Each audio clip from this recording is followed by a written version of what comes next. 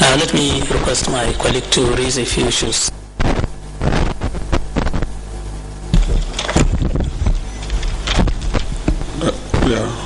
Deputy Governor, please, I just wanted to have a look at this document and confirm to us whether the way the documents have been filled or cancelled is normal in banking practice.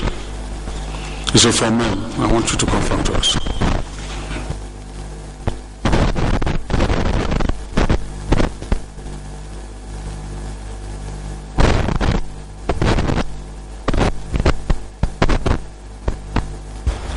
Well, I know the banking practice clearly shows that when you make an alteration, you don't obliterate. In other words, you just simply do a line across and then you write on top of what you're writing across and then you assign. I think this has satisfied that in the sense that I can see clearly what was ruled across, I can see what was written on top, and then the person who made the alteration had also endorsed. However, that is not to say that I am saying that everything here is accurate. There has to be, there could be need for some other investigation to actually ensure that the alteration was made in good faith. But this is not unusual in banking, provided, of course, you endorse where you make alteration and you don't obliterate to the extent that what you altered, the background is also still visible.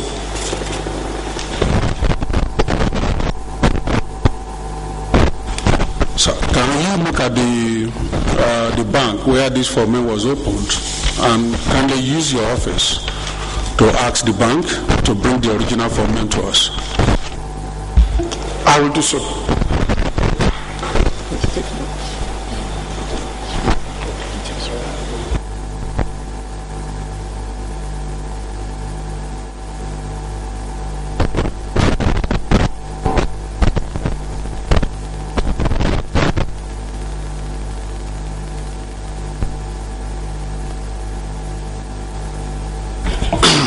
Yes, sir. Given the fact that subsidy is a fiscal and non-monetary issue, so you have limited roles to play. Given that limitation, but as central bank and as an institution that came out very forcefully during the withdrawal or non-withdrawal debate, and now looking back, don't you think with the involvement of NNPC, with direct deductions, with more than normal growth rate, I mean from your record, from $2 billion in 2006 to $7 billion in 2010, $2 billion to $6 billion in 2011. That's not normal growth. With all this, don't you think you gave a lot of deference? You defer a lot to NNPC. Yeah, you're not this fiscal understood, but if NNPC comes, does direct deductions to a tune that is beyond imagination, yeah, you said you raise alarm, but once, don't you, looking back now so that we learn in the future if you see this kind of things, don't you think you give, just like any other person did, NNPC did direct deductions, did whatever it did, but with the kind of hope we have on central bank, don't you think even you gave a lot of deference to NNPC, one, and secondly, having the information you have now, because you did a lot of comparison with West Africa, saying Ghana here and there, but even this week Ghana is reducing its pump price by 20%. And with all this information that you as CBN have now, will you be as vociferous as to push for subsidy removal, knowing that a lot of Nigerians earn less than $2 a day? Thank you. Well, sir, very interesting questions. Without sounding immodest, I am yet to see any government institution that has talked more about the probability of irregularities in this whole matter more than the governor of Central Bank himself. I recall that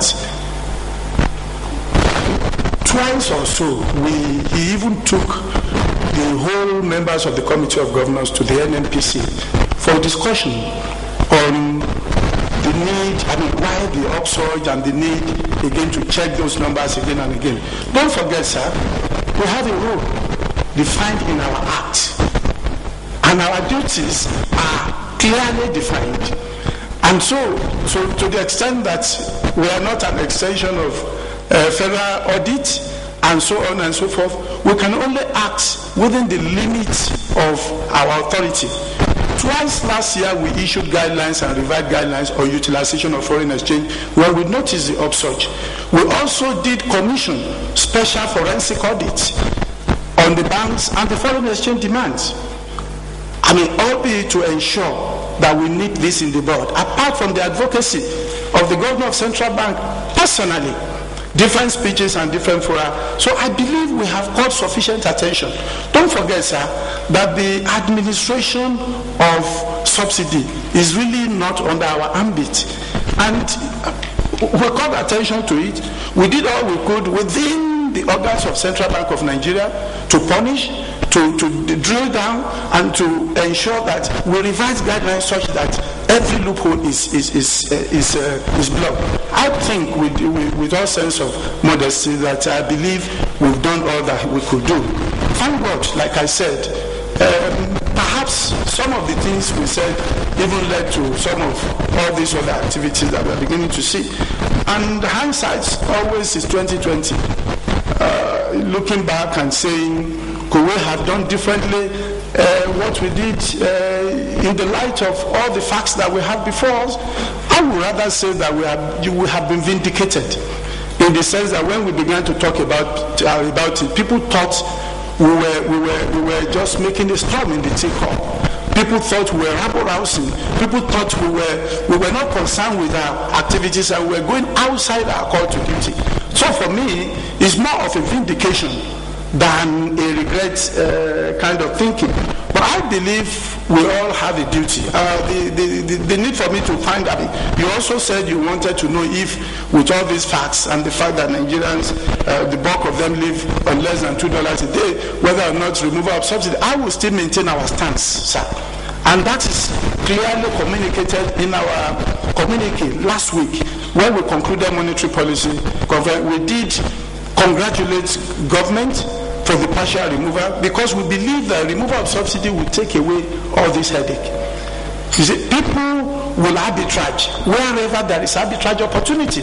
The chairman talked about, and then the honorable member talked about the possibility of irregularity. Yes, some of it may be, but you will also discover that perhaps some of these products also came in but disappeared through our border. And for as long as there is significant price advantage, people will take advantage of it. Communities all over Nigeria. I know communities all over Nigeria that live on arbitrage opportunities. Very close to border, you see filling stations here and there. You inspect vehicles and a car is reconfigured to carry as many liters of petrol as possible, all to escape through the border. So all of this we have to put together.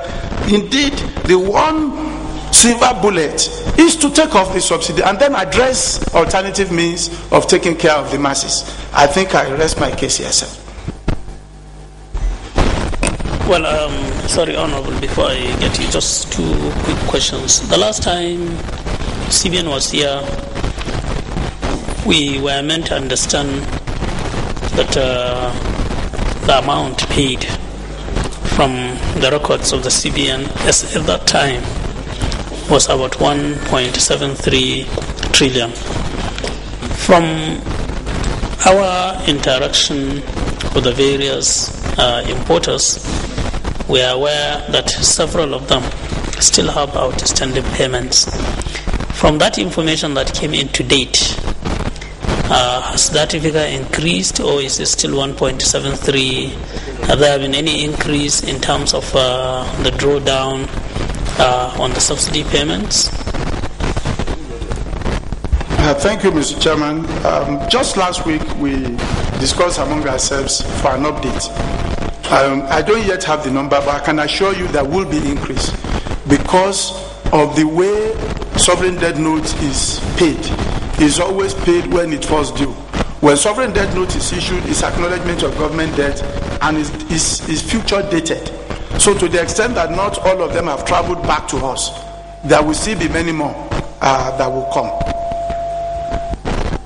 But I thought there was something that I have here indicating that yes, on the 3rd of... Yes, 3rd of February. Yeah. But Chairman, today is 7th of February. Okay, so... Even as we speak, that figure may have changed. Okay, so what...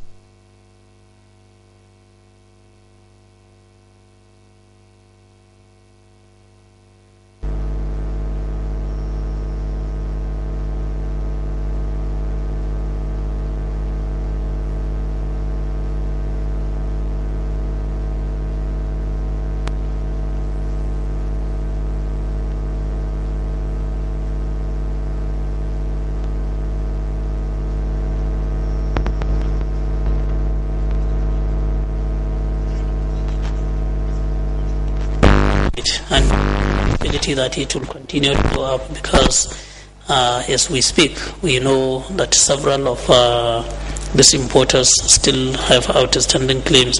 And I'm not even sure CBN, NNPC itself has deducted for itself the entire amount of money for 2011. I still believe that, even NNPC perhaps is yet to completely deduct. Now, the last time CBN was here, we asked this question, and I was still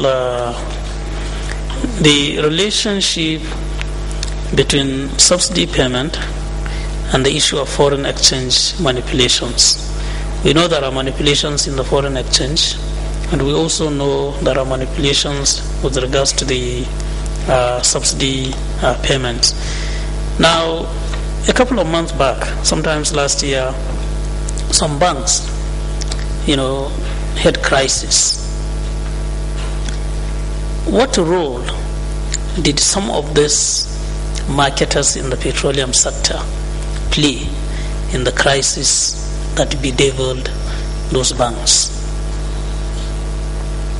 if any? Some of them actually speculated on the product in the sense that they were in the habit of importing large quantities with the hope that oil price will continue to look north, and between the time they conduct the importation and the time they sell, they probably will make stock holding gain.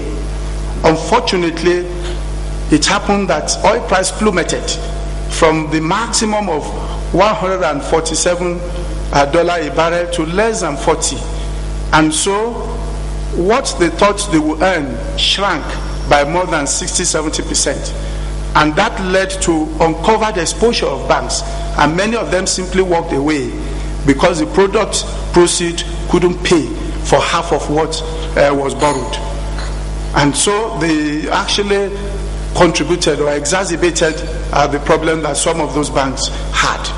So you're actually confirming that the exposure of those banks to these marketers played a role in the crisis? Importers. That the exposure of these banks to the importers. Well, exposure of the bank, yes, actually. And that contributed to the crisis. Was it like the major contributor, or were there other factors that were even more serious than this? Was it like were the importers the exposure to the importers? Was it like the major contributing factor to the crisis that those banks faced? I can confirm that it was an important part of they contributed to the crisis, but there are other major contributors. Stock market actually was the biggest. Stock market was the biggest, but second to stock market also is this other one, in my view. But I'm yet to check the numbers in granular terms, but I believe it's also a major aspect after stock market.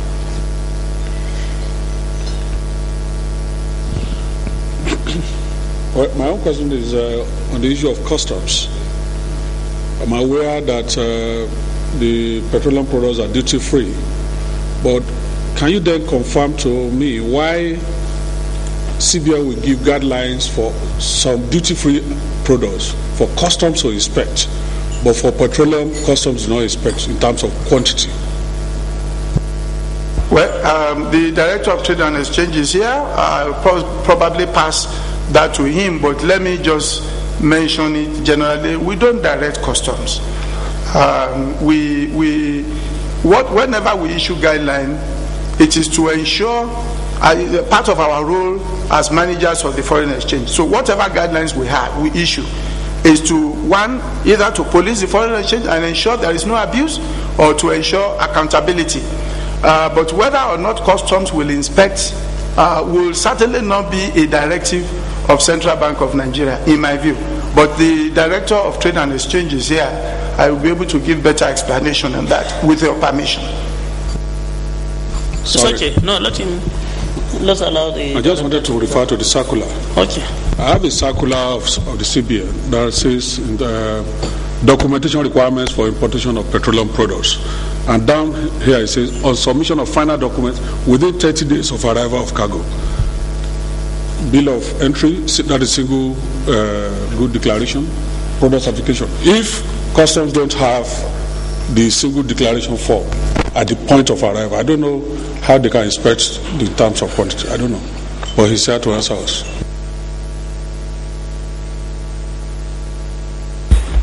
Thank you, Mr. Chairman and honorable members.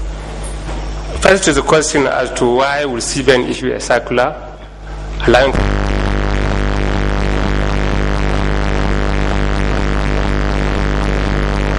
issues are fiscal. Government could decide that this item you don't, and therefore our circular has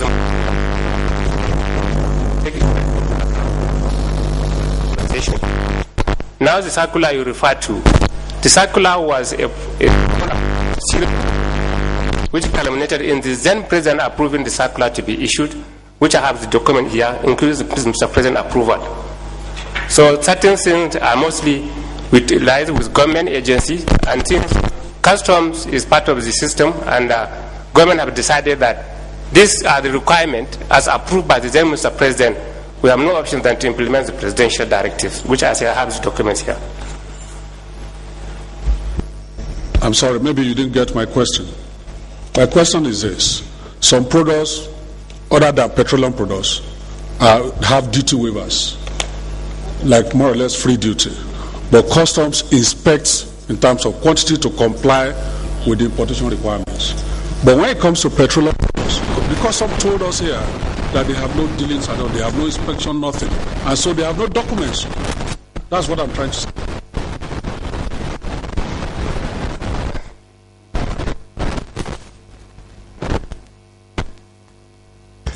It couldn't have been CBN, however, that told them not to inspect, because we don't have the authority to tell customs not to inspect a particular. Yeah, I think it's okay. I think we can...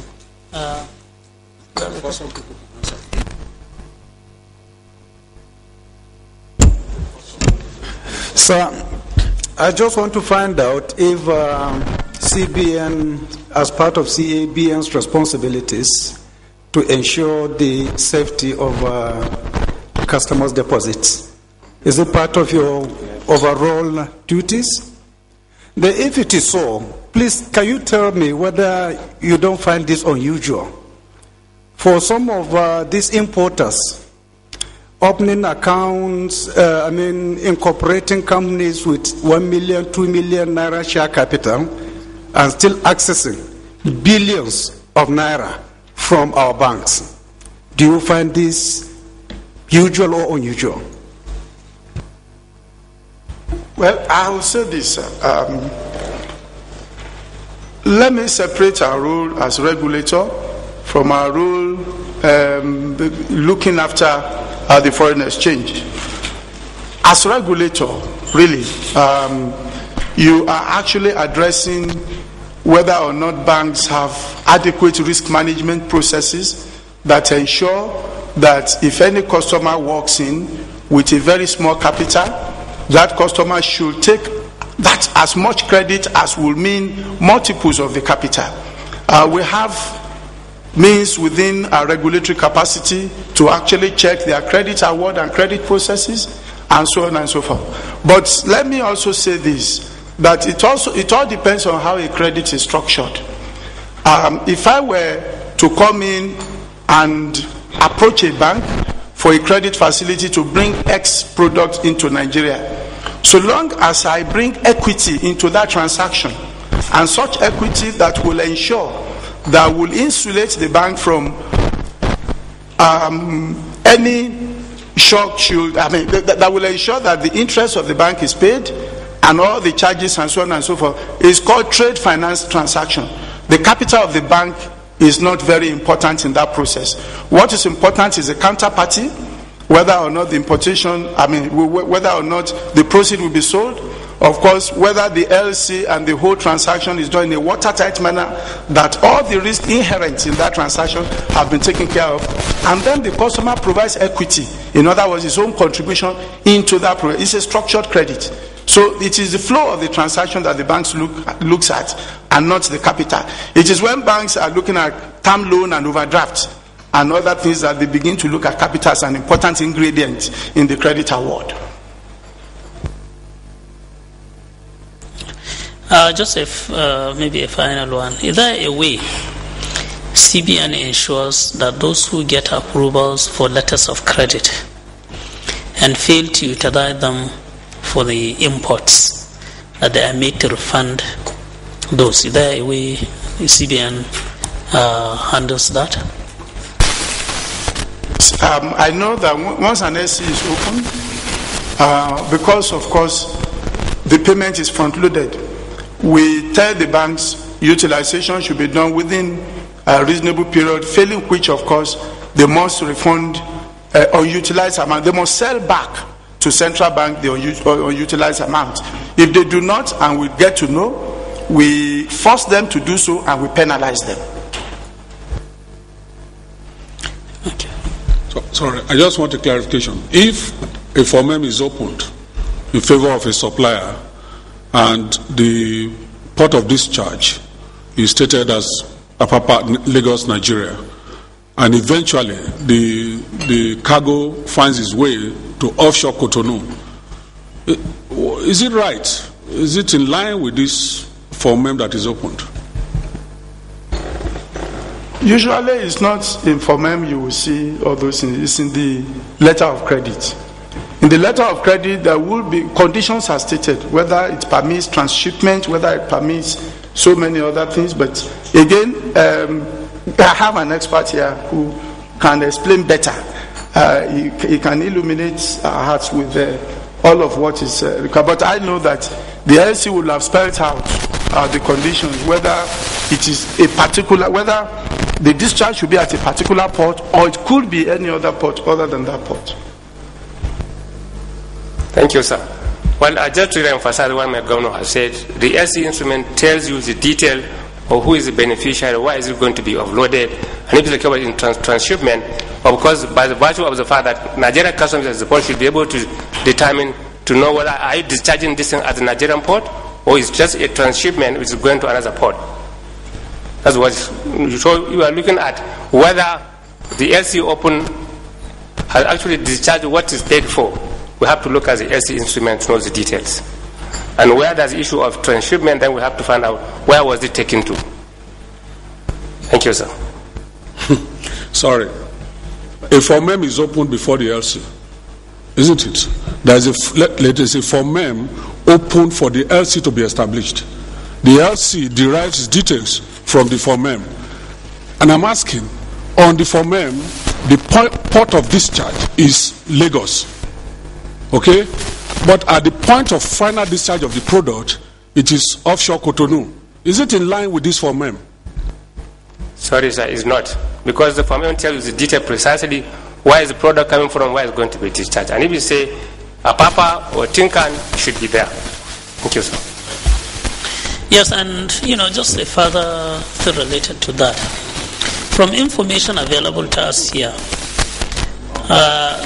Suggestions have been made that some of these importers prefer to go to offshore Cotonou or offshore Lomé, even though some of these mother vessels can actually come into the country.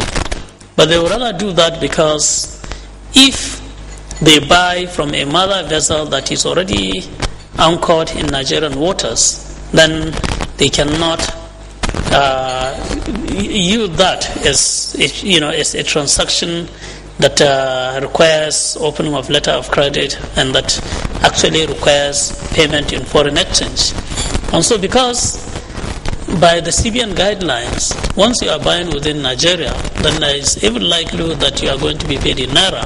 And that is why they would rather get these mother vessels to go to offshore Cotonou or offshore Lomé, so that way it would be like an international transaction that requires foreign exchange.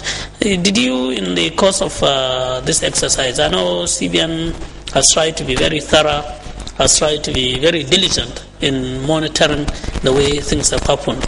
Don't you see this as another way of manipulating the foreign exchange system within the, particularly in the way these transactions are made? Thank you, sir. Actually, way back in 2004, we observed what was called then offshore Lagos. But then we say any invoice that says offshore Lagos for petroleum products does not qualify for payment of foreign exchange. And I haven't appreciated the fact that our shores are not deep enough, and the way dynamic of the transaction, people buy from the high sea, and therefore a circular was issued which said that if you are buying from the high sea, there must be evidence that first, the mother vessel who is moving through would have a bill of lading. And two, if you are buying from that, there must be also another bill of lading for the daughter vessel.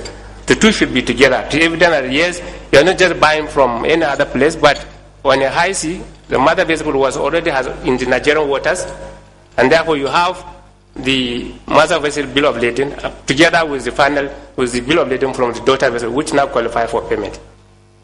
Now, do you keep those records before the payment is made? Who has the responsibility? Which agency has the responsibility of maintaining those records? For instance, from the most of the importers, usually when we request for bill of lading, the one they give us is possibly the one that relates to the purchase from the mother vessel, and we need to establish that these mother vessels were actually there, and that these people actually imported from the mother vessels. And I like the position of the CBN, but is CBN in custody of this bill of lading for both the mother vessel and the daughter vessels before payment is made? Or is it the commercial banks? Where can we get those documents from?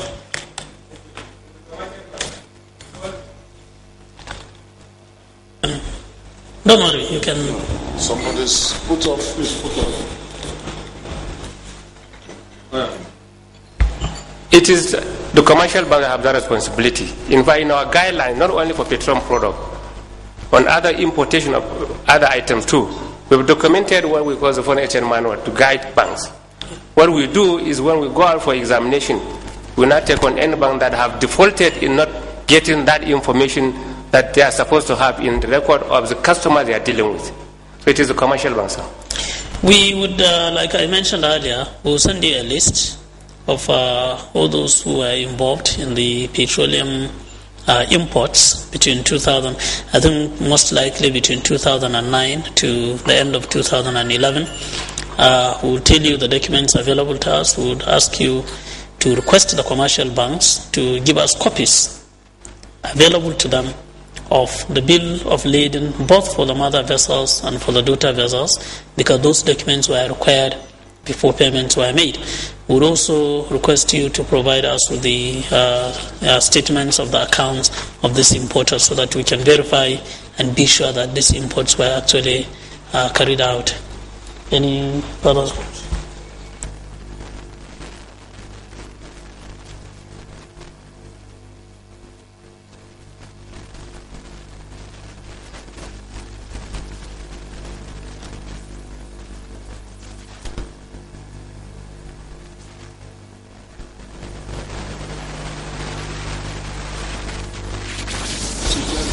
Customs.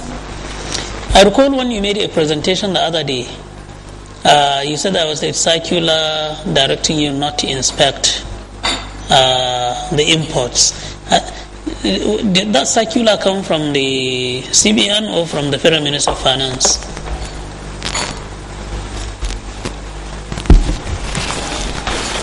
Honorable Chairman, sir, and members of the committee, in our presentation, sir, we did say that we were not examining the imported petroleum products on account of two circulars, one from the CBN and the second one from the Federal Ministry of Finance. Sir, all imports into this country today are guided by the destination inspection regime. And like I did say earlier, as we speak, there is no legislation in support of that procedure. And that is why we are still relying on the provisions of the pre-shipment inspection regime. And under that pre-shipment inspection regime, which we are relying on, Central Bank of Nigeria is the secretariat of the CISS, that's the Comprehensive Import Supervision Scheme. The circular we referred to originated, like I said, from both the CBN and the Federal Ministry of Finance. We even contested it, and it is documented that what was issued in that circular did not derive directly from what Mr. President approved. That's the position, sir. Thank you, sir. Yes, CBN. Thank you, sir. Okay. I was glad when he clarified the other time that we have interagency committee, which he alluded to, and that interagency committee is headed by the Federal Ministry of Finance, I believe. Okay, it's headed by CBN. And what we import into guidelines generally will be presidential directive, will also be fiscal, derivative of fiscal policies, and so on and so forth, which we condense into operational guideline. And so when we talk about central bank directive, if it's as a result of that agency committee, which also has different government agencies and functionaries, then of course it's just issuing out guideline as a secretariat, as opposed to central bank as an institution saying that this is what I want done, this is not what I want done. But I don't know if he has more to say.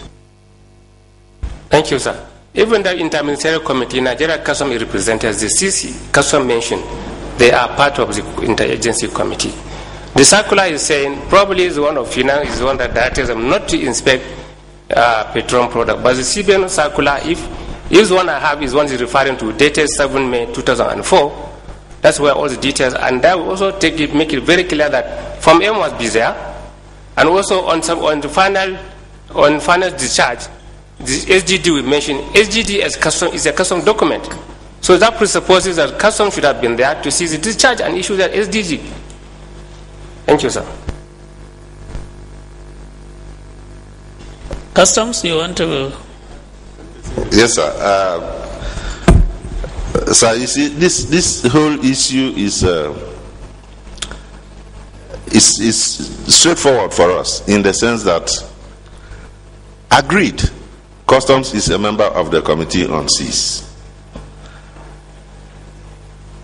I was attending those meetings, and CBN will agree that on several occasions we raised objection to the issue of documentation. If you look at that CBN circular, it talks of documentation. Documentation in terms of what? Documentation in terms of imported petroleum products. Under the CIS regime, we have a list of items that are exempted from DI. That means that you may not necessarily open Form M as required.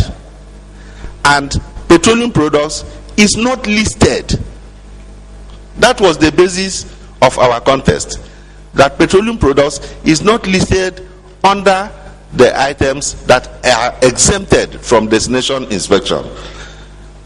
We are operating a DI regime and not a PSI regime. And that was the basis of our contest. The documentation we are talking of is documentation as it relates to imported petroleum products. That's what we are saying, sir. And there are records to indicate that we raised these objections, which we communicated to CBN themselves. The records are there. Thank you, sir. Thank you very much.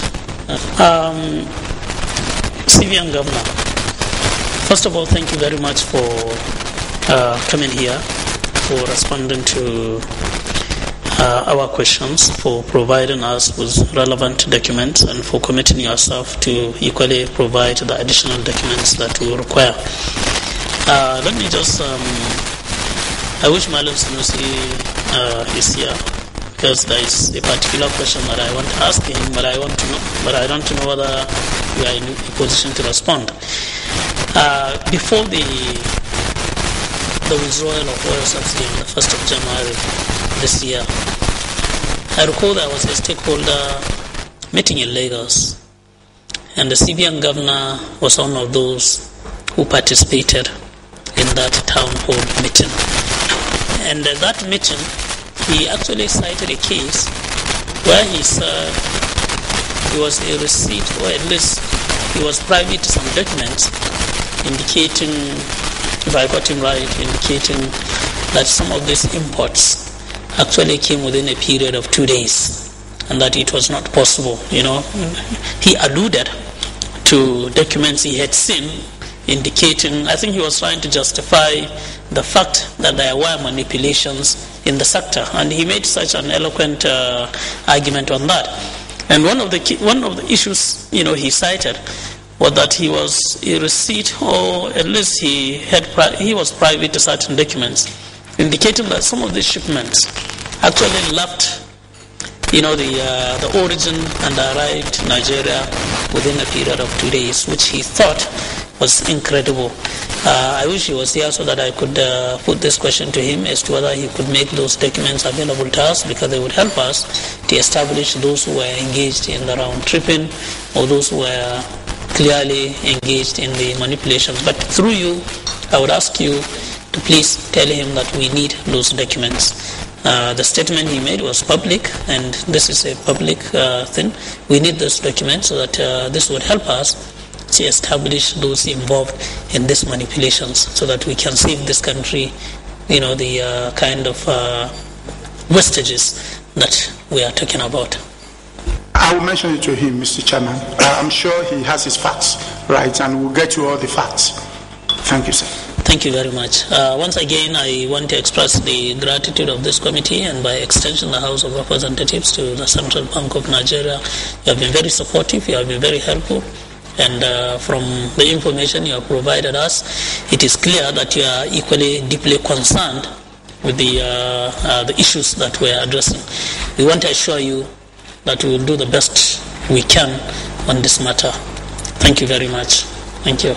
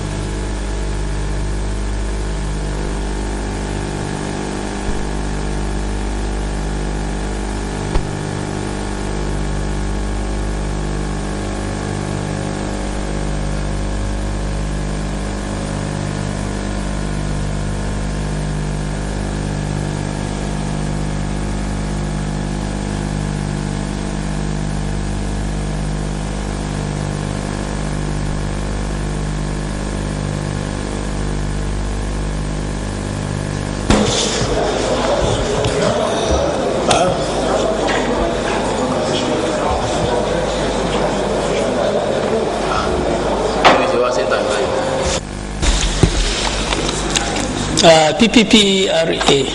Can I have a word with you? Just a second, please.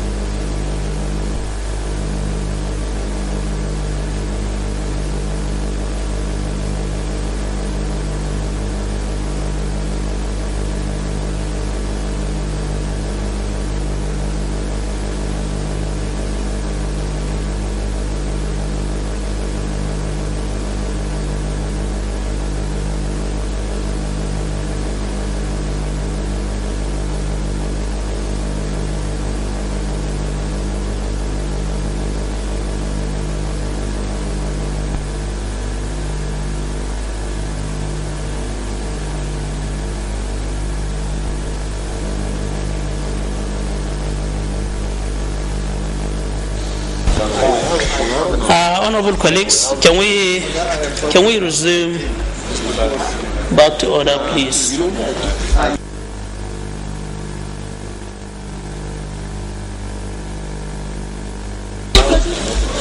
Honorable colleagues,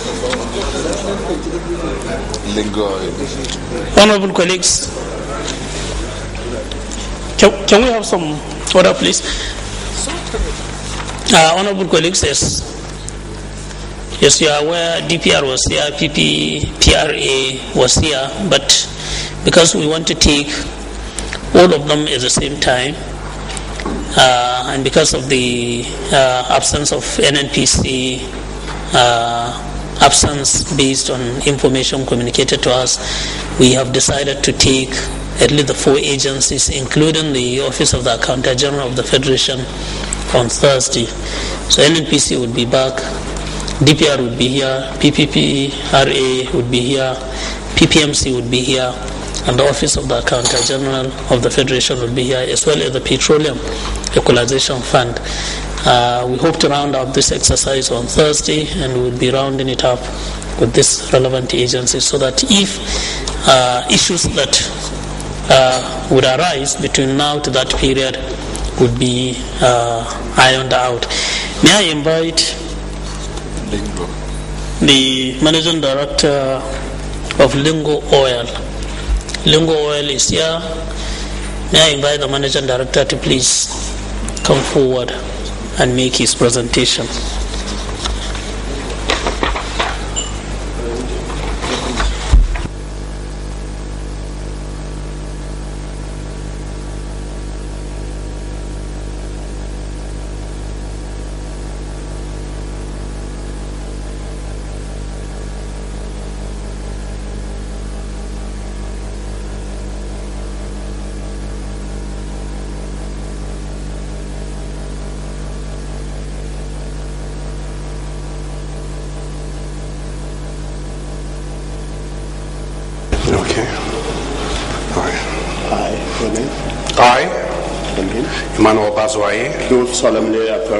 Do solemnly affirm that the evidence you shall give before this honorable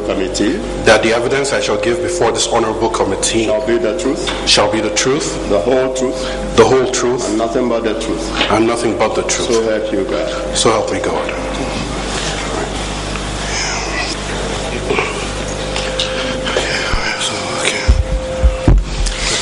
Thank you very much, and accept our very warm welcome. You can proceed and make your presentation. Okay. Good afternoon, Honorable Chairman and distinguished members of the committee. My name is Emmanuel Bazwaye, and I'm here representing Lingo Oil and Gas Company. I am the Director, Trading Operations, and I thank you for having us here today. Lingo Oil was incorporated on the 29th of April 1999. Lingo has an oil and has a gas plant at Idu, Abuja, and a filling station at Oka. We've had allocations first granted in Q4 2010, and we're able to perform on our Q1 2011 allocation. The allocation was for 30,000 metric tons. We actually brought in 26,397 metric tons. On board 2 vessels, which were the Gandari and Gavros. The mother vessel was Mare de Ravina, and the origin of the product was from Spain. The mother vessel departed load port on 1st of April and arrived on the 13th of April. Subsequent transshipments occurred on April 15th, and were able to discharge into Acorn Storage at Tibru Jetty in Lagos on the 26th of May for the first parcel, and on the 9th of June for the second parcel.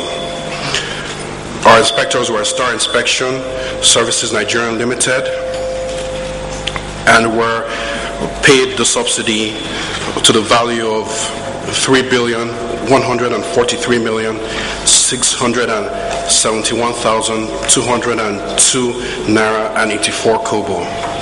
Value of the cargo was $29,970,000. That's approximately 4.5 billion naira. Basically, all our documentations had been completed, and we had submitted, following the due process, to PPPRA and the relevant agencies within the period. Thank you very much for that brief presentation. Let me just, for the purpose of clarity, take these issues. You said you were incorporated in 29th of April 1999. April 1999. Yes. Yeah. And you started participating in the PSF in what year? In the year 2010. 2010. So what exactly were you doing between 1999 to 2010? The company has been involved in LPG distribution. Sorry?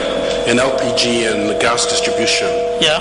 Okay. Yeah. So that has been its main business. And so you applied in 2010. Yes. And you got your first allocation in 2010. Exactly. What was the quantity, the first allocation? The first allocation was for 30,000 metric tons. And you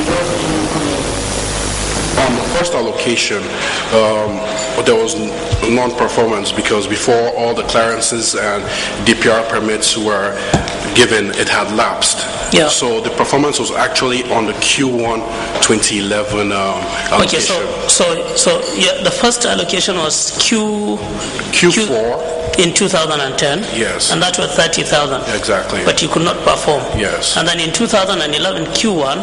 Yes. What was the allocation then? The allocation was for 30,000 metric tons. Again 30,000. Yes. Yeah. And that was actually performed upon. And you brought in? We brought in about 26,000 metric tons. About 27,000. Yes. Okay. Because there's a tolerance. I know.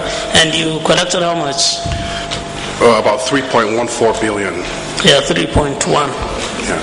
And did you get any other allocation after this, after the Q1 allocation? Were there any further allocation given to you?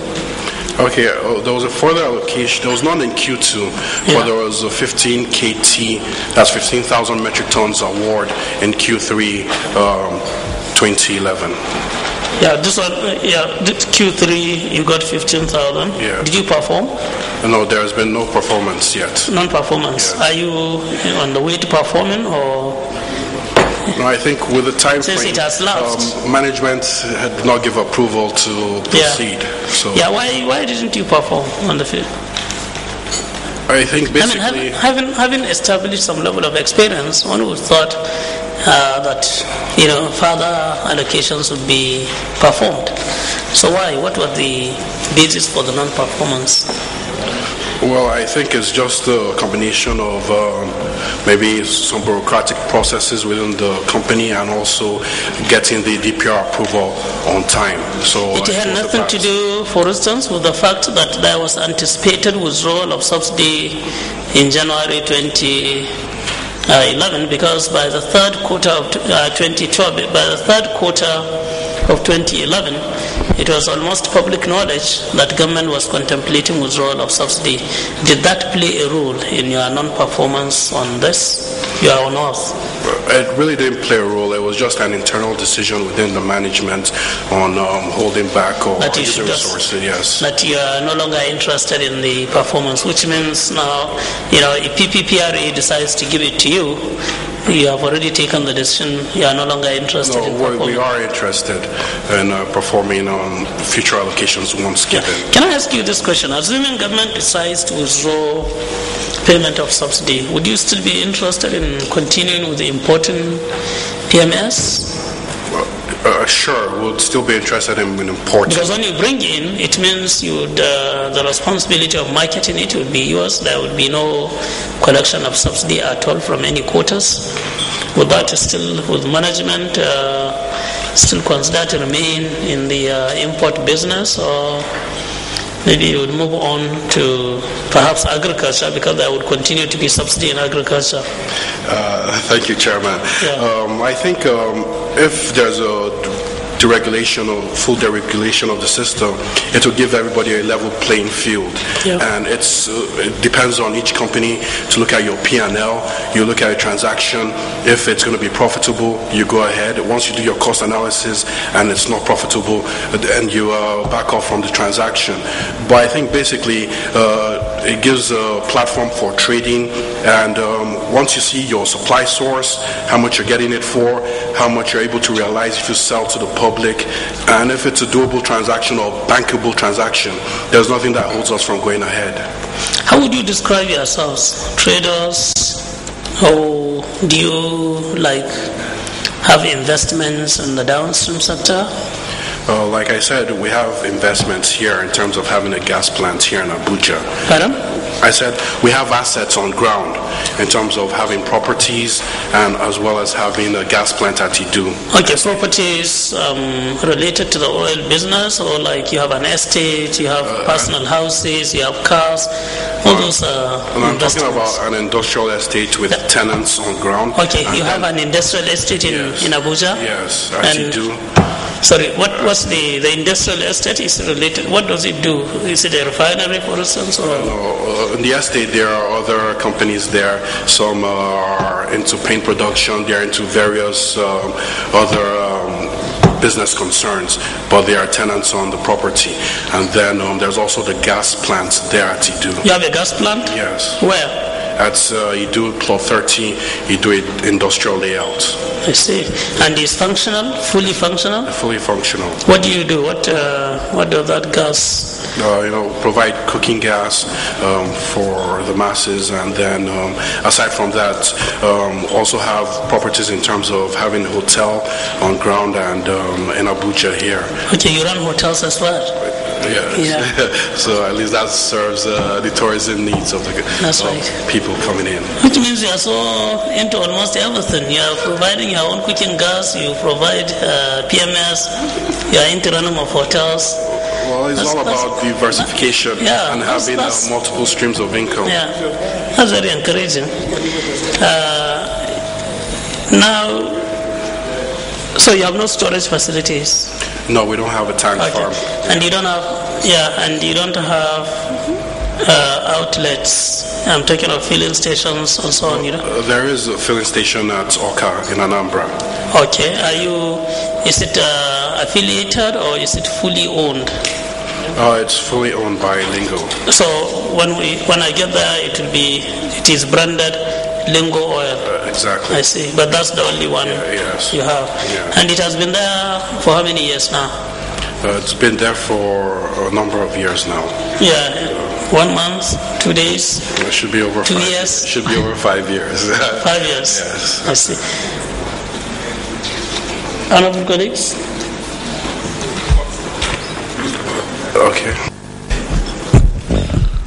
When you make when PPR gives you an order and you are submitting your documents for payment, can you tell us precisely what are the documents required by PPR for your payments to be processed? Okay. Right. Thank you, sir.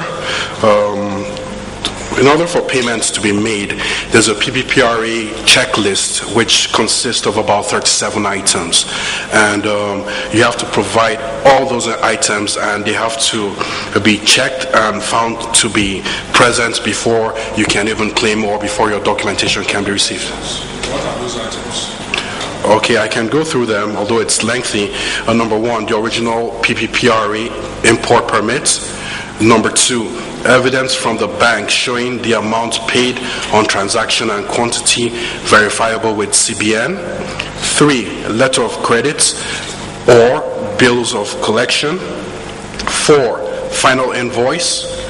5, letter of affirmation. That's from the tank farm or storage owner facility where the product was. Okay. Go to page 8 of your document.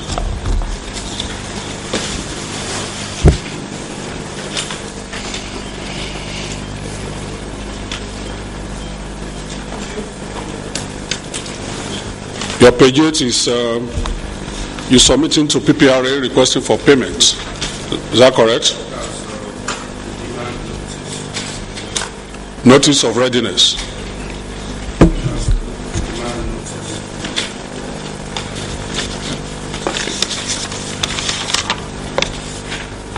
Where's the demand notice? Which one are you referring to? Which page are you referring us to?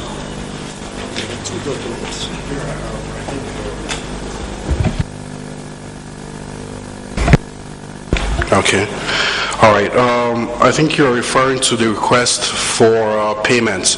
That's the final account on the delivery. What page is it on? Okay. Okay. All right, let me just go through this. Okay, the notice of readiness here is the notification of the vessels that are coming in and bringing in the product. So it's like a pre-advice to PPPRA that these are our intentions. We have a certain mother vessel arriving and what the daughter vessels will be. It's ahead of the arrival. Okay. So which page is your demand notice there?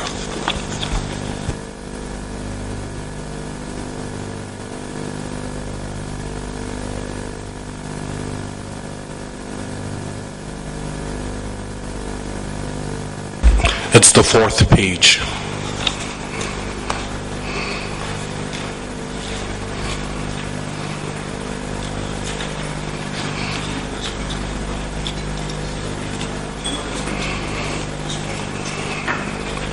Well, what is the staff strength of lingo oil? Could you take that Lingo again? oil, the staff, how many members of staff do you have? It has approximately 20 to 30 staff because they are involved in different arms of the agency. 20, 30, that includes all those who run run the hotel business as well? Gas plants, a couple of hotel. Yeah. Yeah, exactly. Okay. What else?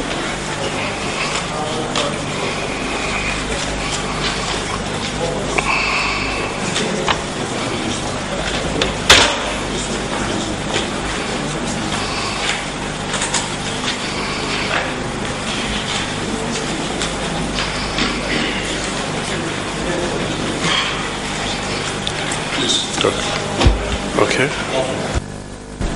I mean, is this what you refer to as the 4th page, right? But I cannot find any attached documents requesting, as per the PPRA guidelines. Why have you not attached those documents for us to see? Those documents that you are supposed to comply with in requesting for payment.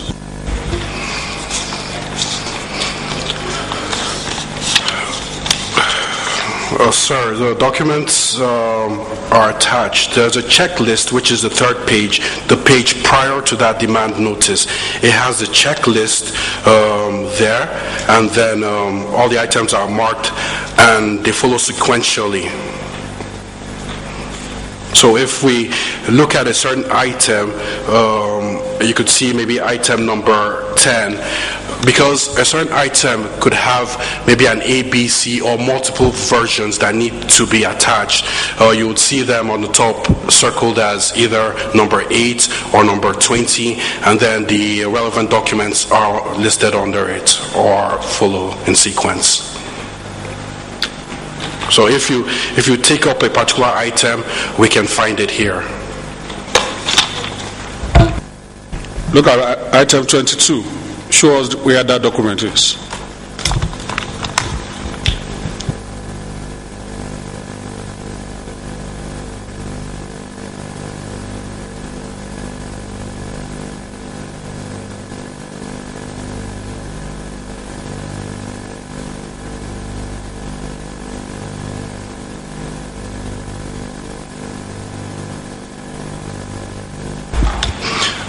If you look at the top of the pages, you would see some numbers which are circled.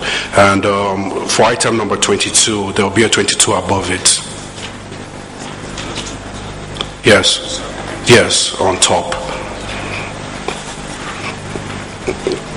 I'm sure you'd be seeing some other numbers on other pages. And they are sequentially ordered.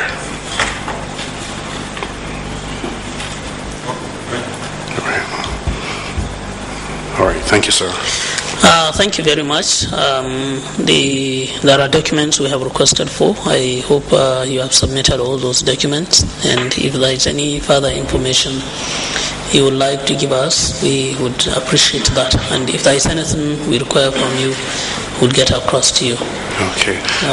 Thank you so much. All right. Thank you very much, sir. Yes, and good luck in this wide range of businesses that you are engaged in. Okay. Thank you so much. Thank you, sir. It's an honor being here. Thank you. All right. Can I invite the Managing Director of Ocean Energy Trading and Service Limited? Ocean Energy. Is Ocean Energy here? Yes, please.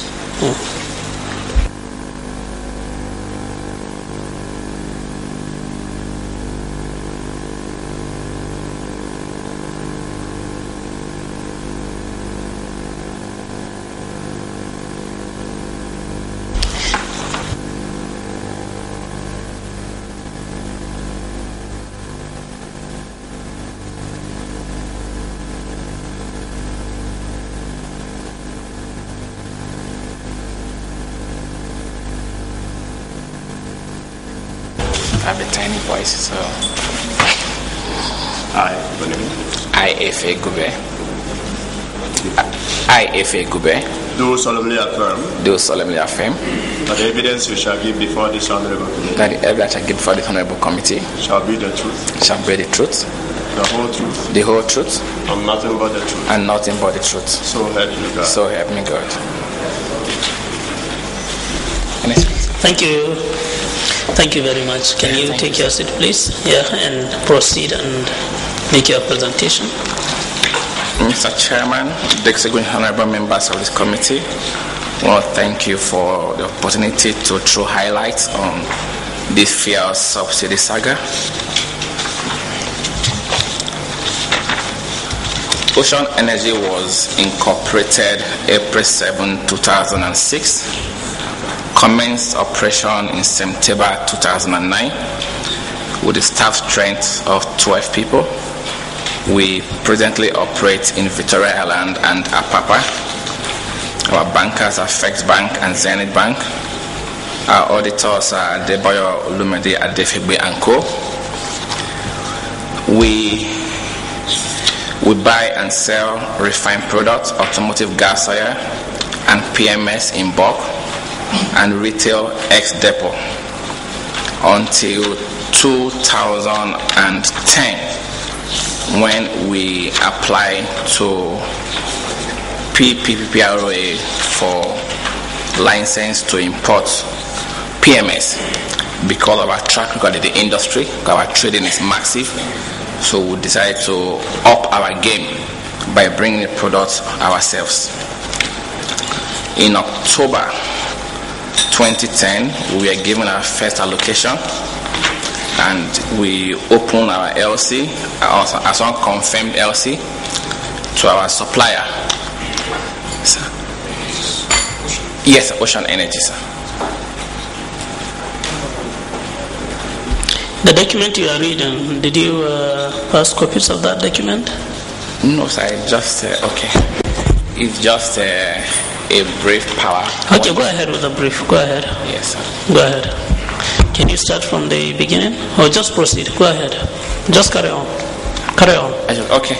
So as a result of our ability to trade heavily ex-depot, we decided to apply to the agency, the PSF scheme, to bring in PMS so that we can begin to service our numerous customers up north and all over the country.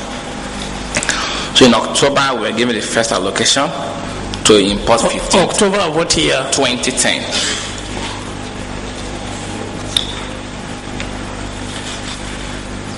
Proceed, please. We were given for 15,000 metric tons to bring in PMS. The LC was established to our supplier, Petrocam SL South Africa, because we agreed to accept and confirm letter of credit from us. but apparently he declined or reneged on the transaction at last minute because he was advised by his banker that Nigeria is a high risk and he will not be able to accept unconfirmed LC from Nigerian banks to do that transaction. So we then reapplied to the agency for extension and revalidation, and that was given to us in April, 15th of April 2011. By 30th of that same month, we were able to bring in 14,144,000 metric tons. In liters, about 18.9 million liters for that revalidated allocation, and collected under recovery of 1.7 billion naira for that transaction. Thank you very much, sir. So you actually participated only once? Yes, sir. You said your company was incorporated in what year? 2006. 2006. And what were you doing between 2006 to 2010? We're traders. We buy and sell ex-depot. We buy from major importers and we sell ex-depot. Yeah. Yes, that's what we've been doing. Where? In Lagos? In Lagos. Kaduna? Lagos. Yeah. Lagos, sir. Okay. And so for 4 years, that was what you were doing. It was in 2010 that you now decided to go into the imports. Yeah, prior to that, I was a banker for about 11 years. It was after I left banking, I commenced full operations on my business. Is it your company?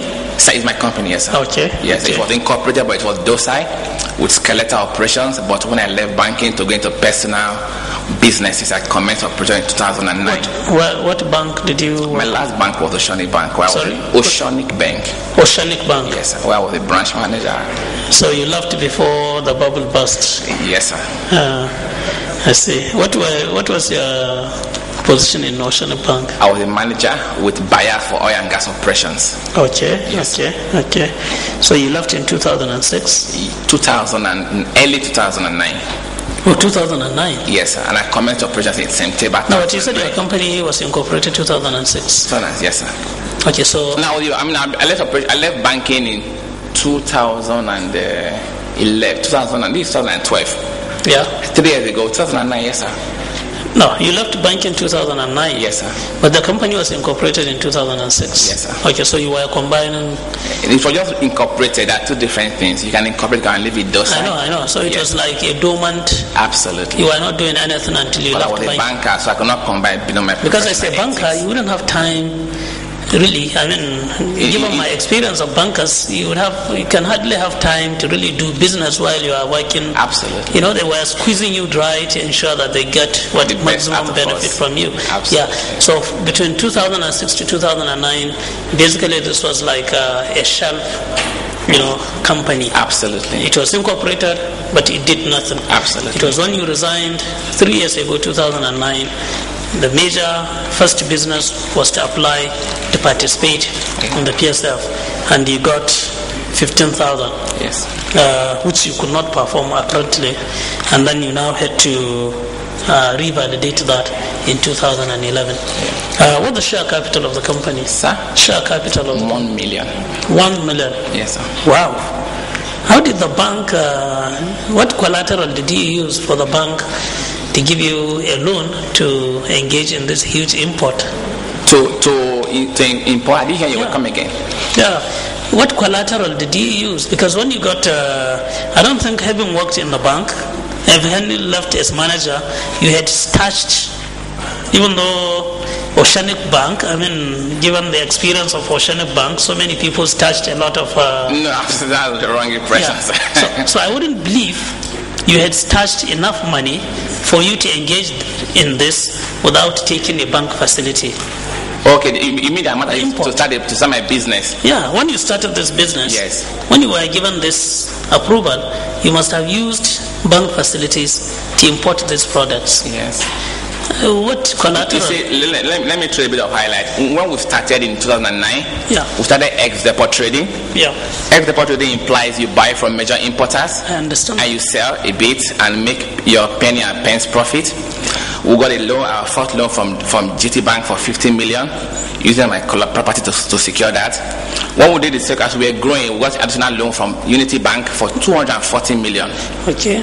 To increase our capacity because of our knowledge in the industry. Yeah. After that, Unity Bank gave us a confirmed letter of credit for $6 million to do the first transaction, to open the first unconfirmed LC, which failed.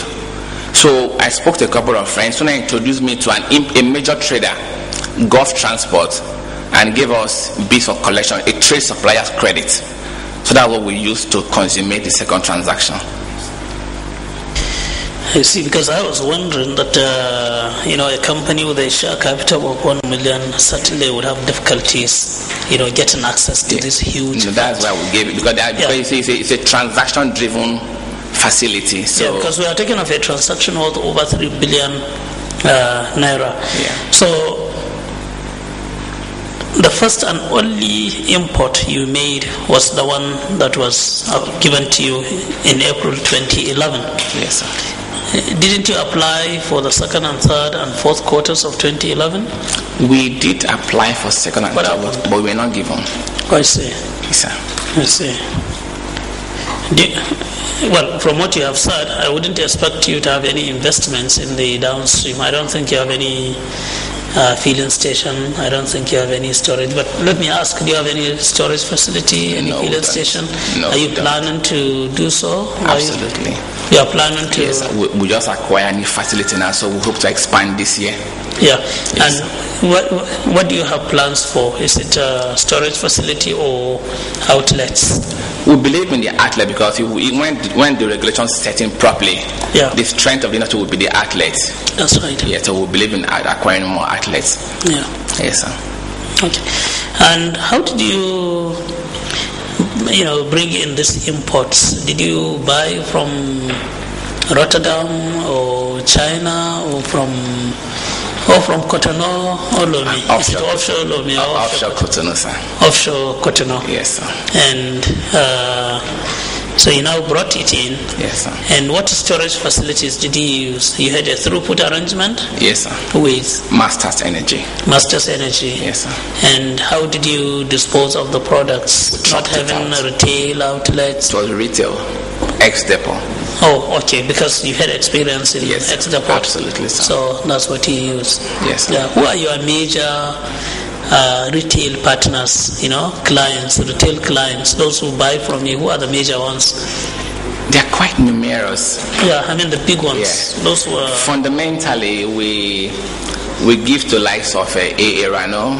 AA Rano. Yeah, they are huge buyers from us. That's right. We give a lot to them. Yeah. I will have 1 million and more retail buyers who buy 5 trucks, 10 trucks, 5 trucks, 10 trucks. That's 1 truck, 2 trucks. But the biggest is AA Rano. Yes. Because AA Rano will be here tomorrow. Yeah. Yeah, and we will seek clarification from him.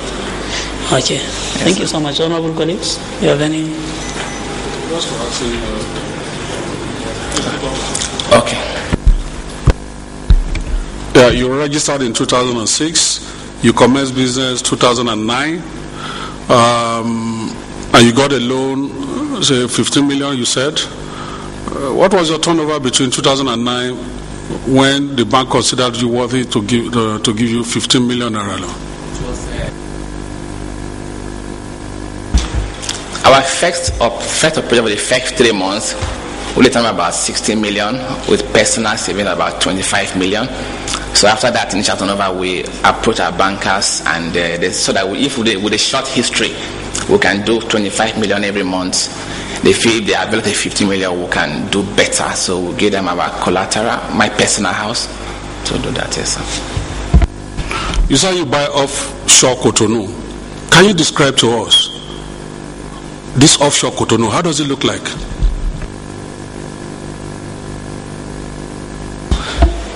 Yeah, you see, I can't give you physical description, but I'll give an illustration. No, sorry. Excuse me. Sir? Okay, I should switch it off. You are a buyer. You went to buy from a supplier located in offshore Cotonou. It means you must have gone there to make an order. Correct? If not correct, you can tell me you didn't go there. So can you tell us, how is this offshore Cotonou? How is the port like? See, let me give you a banking perspective answer for clarity, yes, sir. You know, as an ex-banker, I was in oil and gas for about 11 years, and I was a trader before I came into banking, hence more. So I have a deep knowledge of what I will tell you. It's a trading zone. It's international waters per se. It's a converging spot for various traders who are super tankers or call them mother vessels. You don't need to know them because they have a track record. They have offices in Geneva, in Malaysia, in Singapore, and in England. You talk to them. Okay. Kindly answer my question. The question is, describe to me what offshore Cotonou looks like. I'm not talking about Geneva or anything. You buy from offshore Cotonou. What does that place look like? In one word, it's a trading zone, it's a convergence zone because of its depth to hold on to mother vessels that our draft in Nigeria can't hold because of the vessel size. Yeah, but I think shall we take it that you actually didn't go to offshore Cotonou? Maybe you used other means to do trading. You know, you didn't go there, right? No trader goes there. I'm not saying you didn't go there, so you don't know how it looks like. Yes, sir. It's a very simple straight. I'm trying to help you. If you don't want okay, thank you, sir. Thank you, sir. I'm glad. Thank you, sir. Thank you, sir. Yeah, so thank you, Mr. Chairman. Yeah, so you didn't go there. Yeah, thank you. You don't know how it looks like. Yes, sir. Yeah, but you traded. Yeah. Honorable. I think the question is... Yes, you have not been there. You have not been there. He has not been there, so I'm assisting him. When, as an importer of a product, when you buy a product from a particular country, you pay the supplier. In this case, I don't know who's your supplier. You pay the supplier the cost of the product. And at the offshore Cotonou where it landed, did you also, when you are because you are now exporting from offshore Cotonou to Nigeria? Do you understand that? That you are exporting that product from offshore Cotonou to Nigeria. Did you at any time paid any port dues in Cotonou? No, sir. No, sir.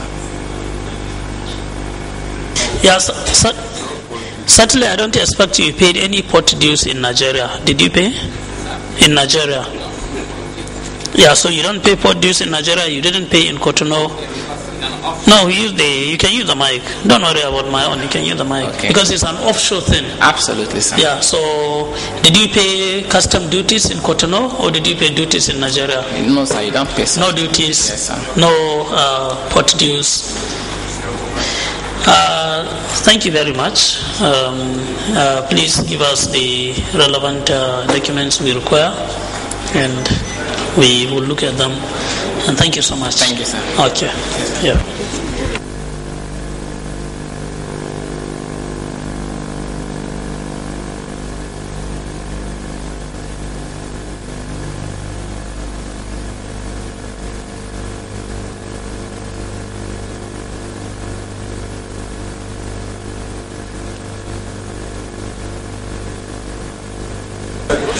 Can I invite the Managing Director of BRAF4 International?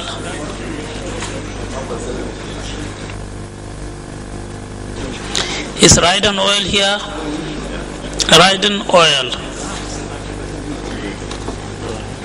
Riding Oil. Is Riding here?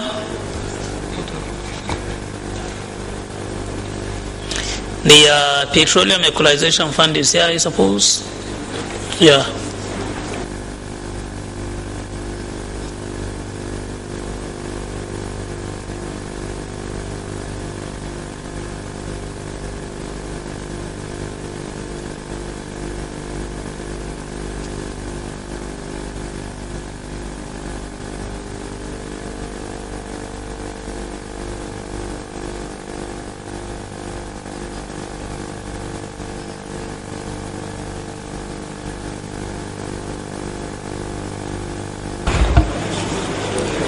I, your name, I, Kunle Roberts, do solemnly affirm do solemnly affirm that the evidence you shall give before this honorable committee that the evidence I should give before this honorable committee shall be the truth, shall be the truth, the whole truth, the whole truth, and nothing but the truth. and nothing but the truth. So help you God. So help me God.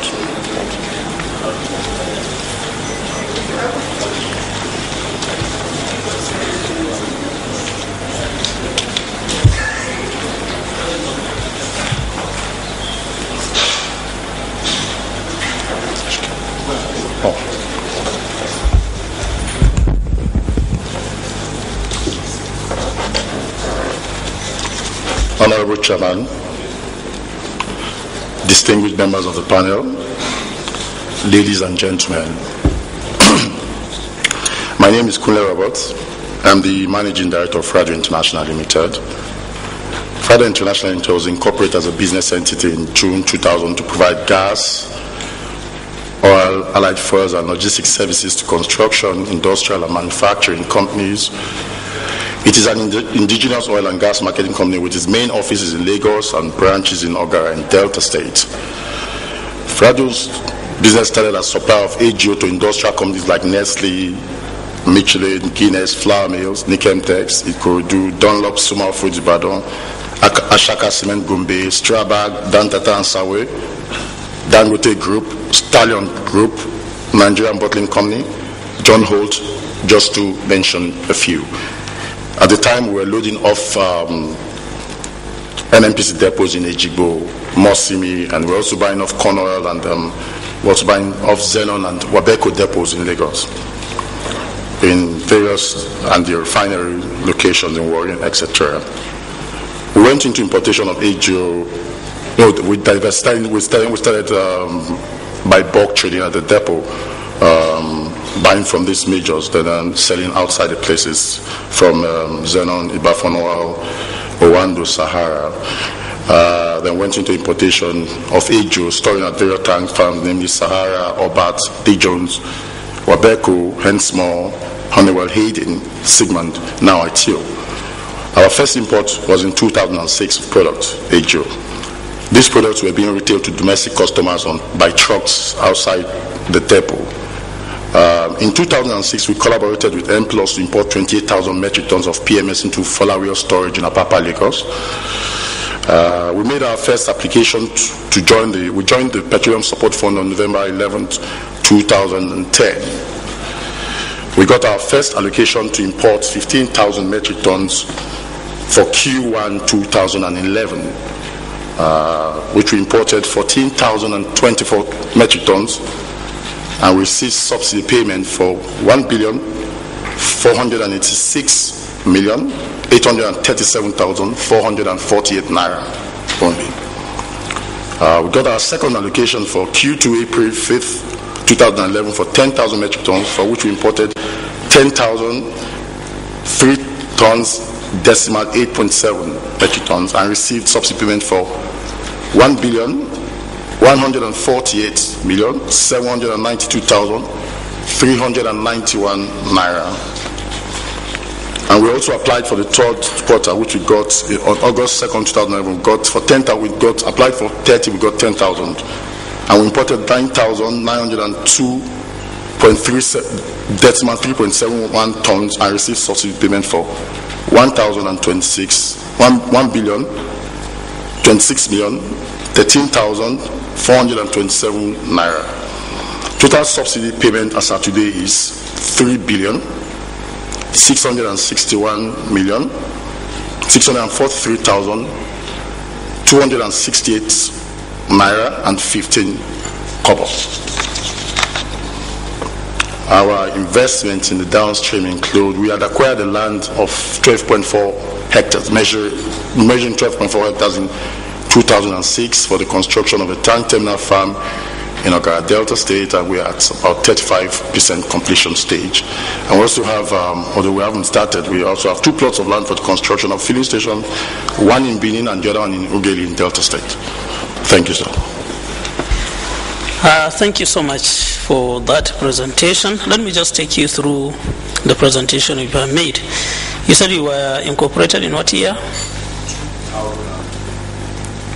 In the year 2000, sir. In the year 2000. And so what was your line of business? What was the share capital of, the start of share capital? Probably started with about 250,000 naira, sir. 250,000 naira.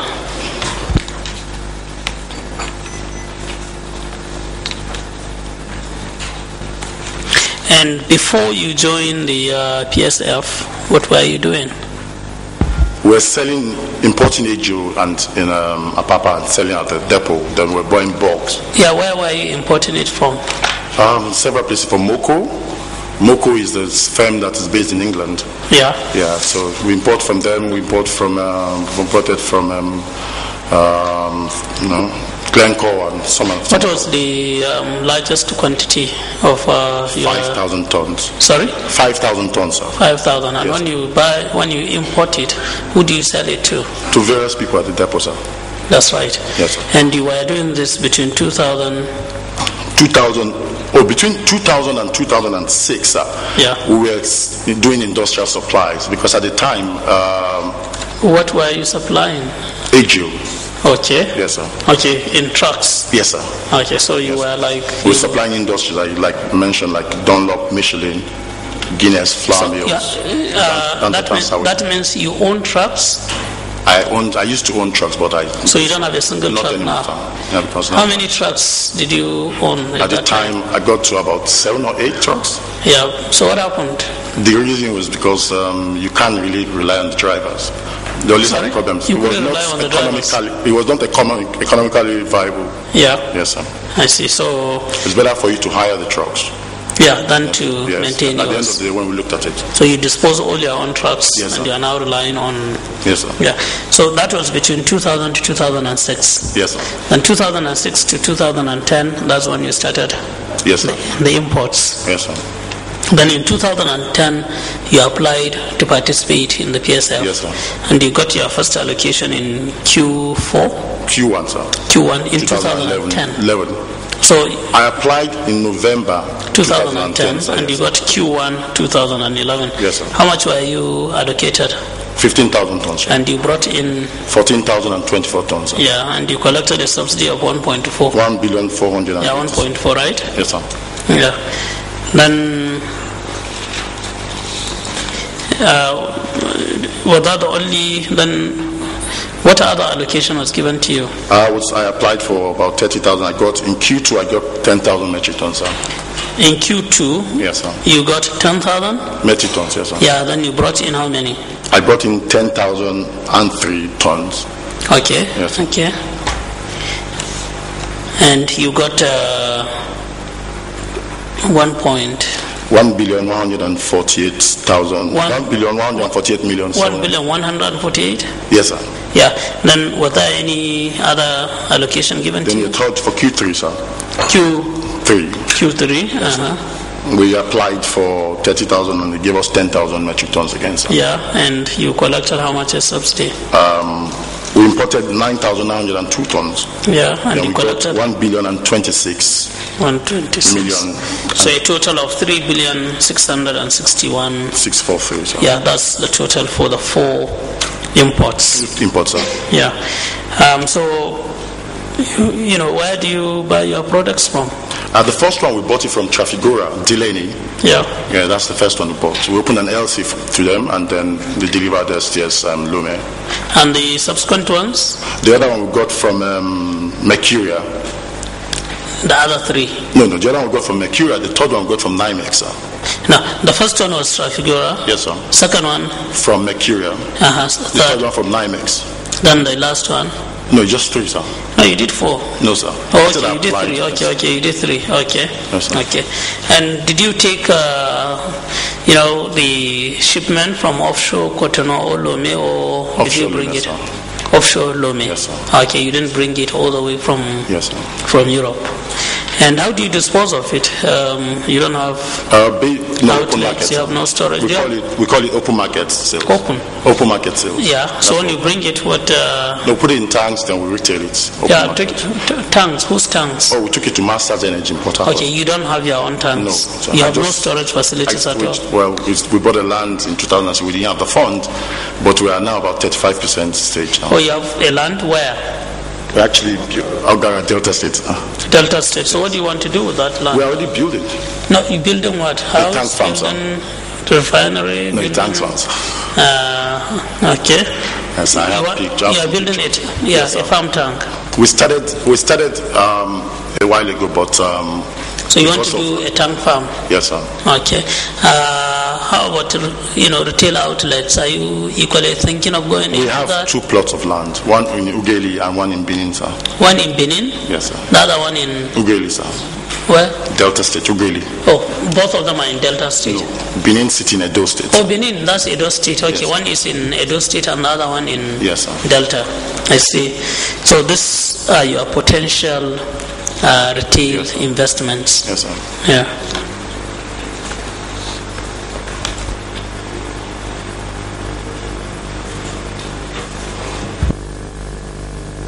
Just a short one. Your storage with Masters, everybody stores with Masters. How long did it take for you to truck them out? The first one I think took about a month. Yes, the second one about 2 weeks. Yes, sir. The third one I think we still have some. I think about 3 weeks. About 3 weeks. Yes, sir. Yeah, but not so much, sir. Yeah, because I know Masters. Yes, sir. Masters has capacity for 158,000 metric tons. That's the maximum it can get. And we're now computing everybody that says he has with Masters and the dates. All right.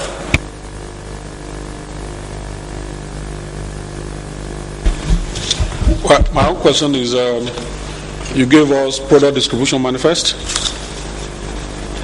right? And in each of these, that is your truckers. In each on this manifest, you just put, let's take first item, quantity 500,000, request oil limited. Where are they located? That's just hold on. You can take it. You can take my questions down. And then when you look at subsequent ones, subsequent distributions, that 3,000 you just say Oyibo, Uyo, Aba, Enugu, no beneficiary in all these communities. These are big cities. How do you expect us to make clarifications? Sir, this is what we had dealt with in Lagos just before I came. From the onset, when you sell petroleum products, this is what I've been doing for years. When you sell petroleum products in a tank farm, we actually do not indicate the streets or where it's going to, because I went to DPR trying to get my recertification letter before I came here, and they said to me that I had to go back and put the streets on it. And sorry, it's really not the streets. I believe those who buy from you are members of IPMAN, isn't it? And they own petrol stations. I would have thought that maybe, for example, if Total or Ascom bought from you, should have said Total Oil or something like, rather than naming Enugu, Port Harcourt, or Onitsha. Are these cities also members of IPMAN? No, sir. I think the problem is if you, a lot of times, most of the people we sell to are not, they bring in their trucks and they load and they take it to their various destinations. But on our way bill, you put whatever city the truck is going to, sir.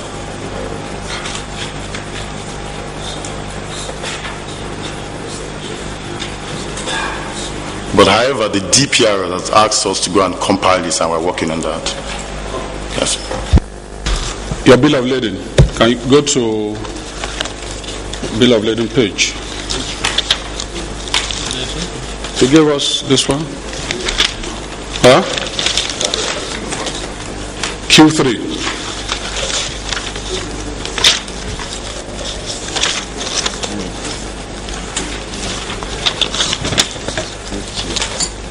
Q3 Nimex Petroleum Limited. I think you opened the form in favor of Nimex, right? And where's Nimex based? Where's their origin? Geneva. They're based in Geneva, sir. If they are based in Geneva and they shipped to you, and on this particular bill of lading, it's a consignee, a consignor, and a consignee. I don't. Do you know the difference between consignee and a consignor, please? If you would show me the page, sir, I can go through what you're talking about.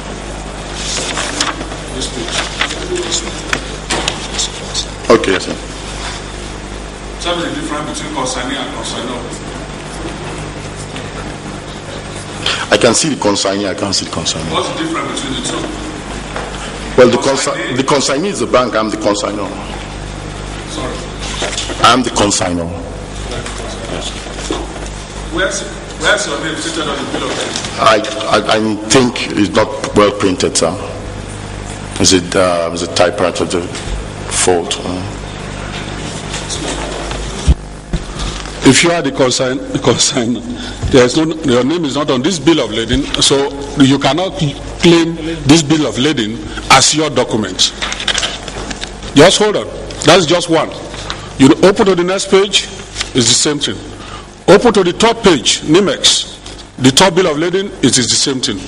So I put to you that all these bill of ladings that you have submitted to us were never meant for you. That's not true, sir. If you go down a bit and you see the name of the vessel, it says, my vessel is MT More Prosperity. I think this is just, I don't know why it's not stated there. Sorry. Yes, sir. Is it the vessel that bought the consignment, or what's your name? Huh? Or is it not your company? Your name, the name of your company, your Fadro, should be on the bill of lading. Not the, what's our business with vessel name? I just said I'm sure it's a mistake. That's why it's not there. So I can get you the original documents you want, sir. No, you made copies. You made copies from the original. So are you saying that all these bill of ladings are mistakes without having your names? You made copies from the original. If you see where they put shipper Nimex Petroleum and they put the consignee to the order of ING Belgium Brussels Geneva branch, if you see the notify address, I think it's a mistake from Nimex, and I can correct that. Well, we are no fools here. Some of us are very, very, very conversant with importation procedures. Consignee address, notifying address is the address of your location, right? But your consignee is, this one says to the order of ING Belgium Brussels Geneva branch. It has nothing to do with you.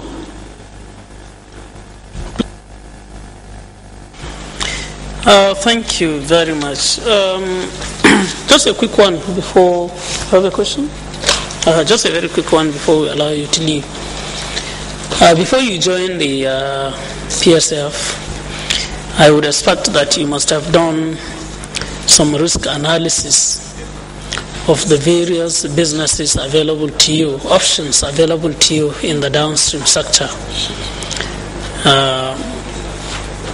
Storage, retail, importation,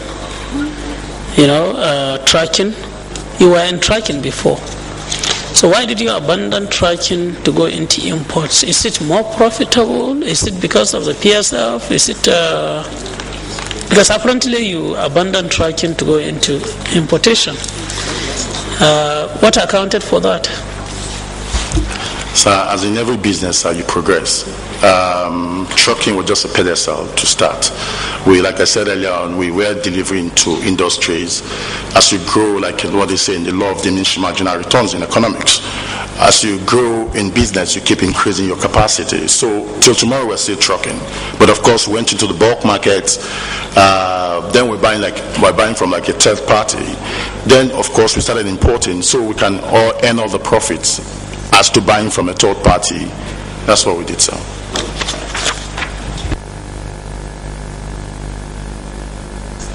Well, thank you very much. Yes, have a nice day, and please make sure all the details we have requested for are given to the Secretariat. Thank you so much. Thank you for having us, sir. Yeah.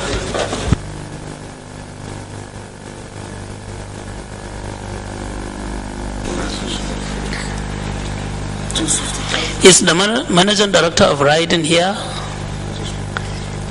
Is there any importer that has not been taken yet?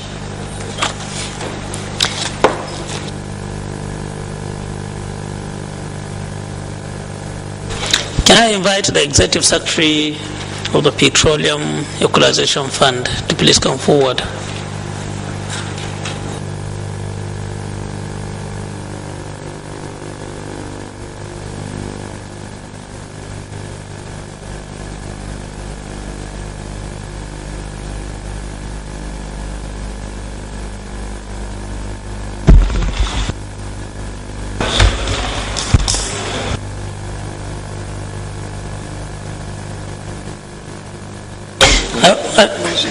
I hope you are not too lonely there. No, you can, I mean. For you to carry the body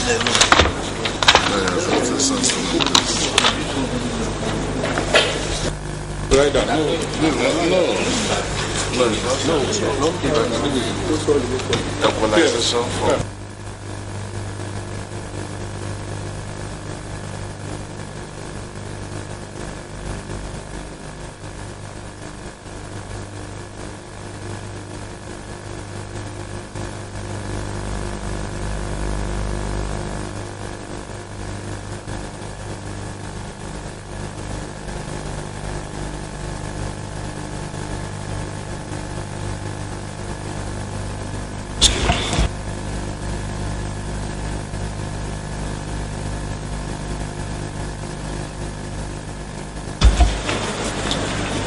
Your name? I, Adefunke Sharon Kasali, Do solemnly affirm. Do solemnly affirm That the evidence you shall give before this honorable committee. That the evidence I shall give before this honorable committee. Shall be the truth. Shall be the truth. The whole truth. The whole truth. And nothing but the truth. And nothing but the truth. So help you God. So help me God.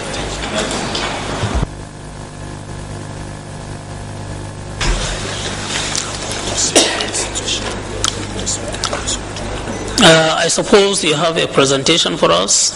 Yes. You do have a presentation. Can we have copies of your presentation, please?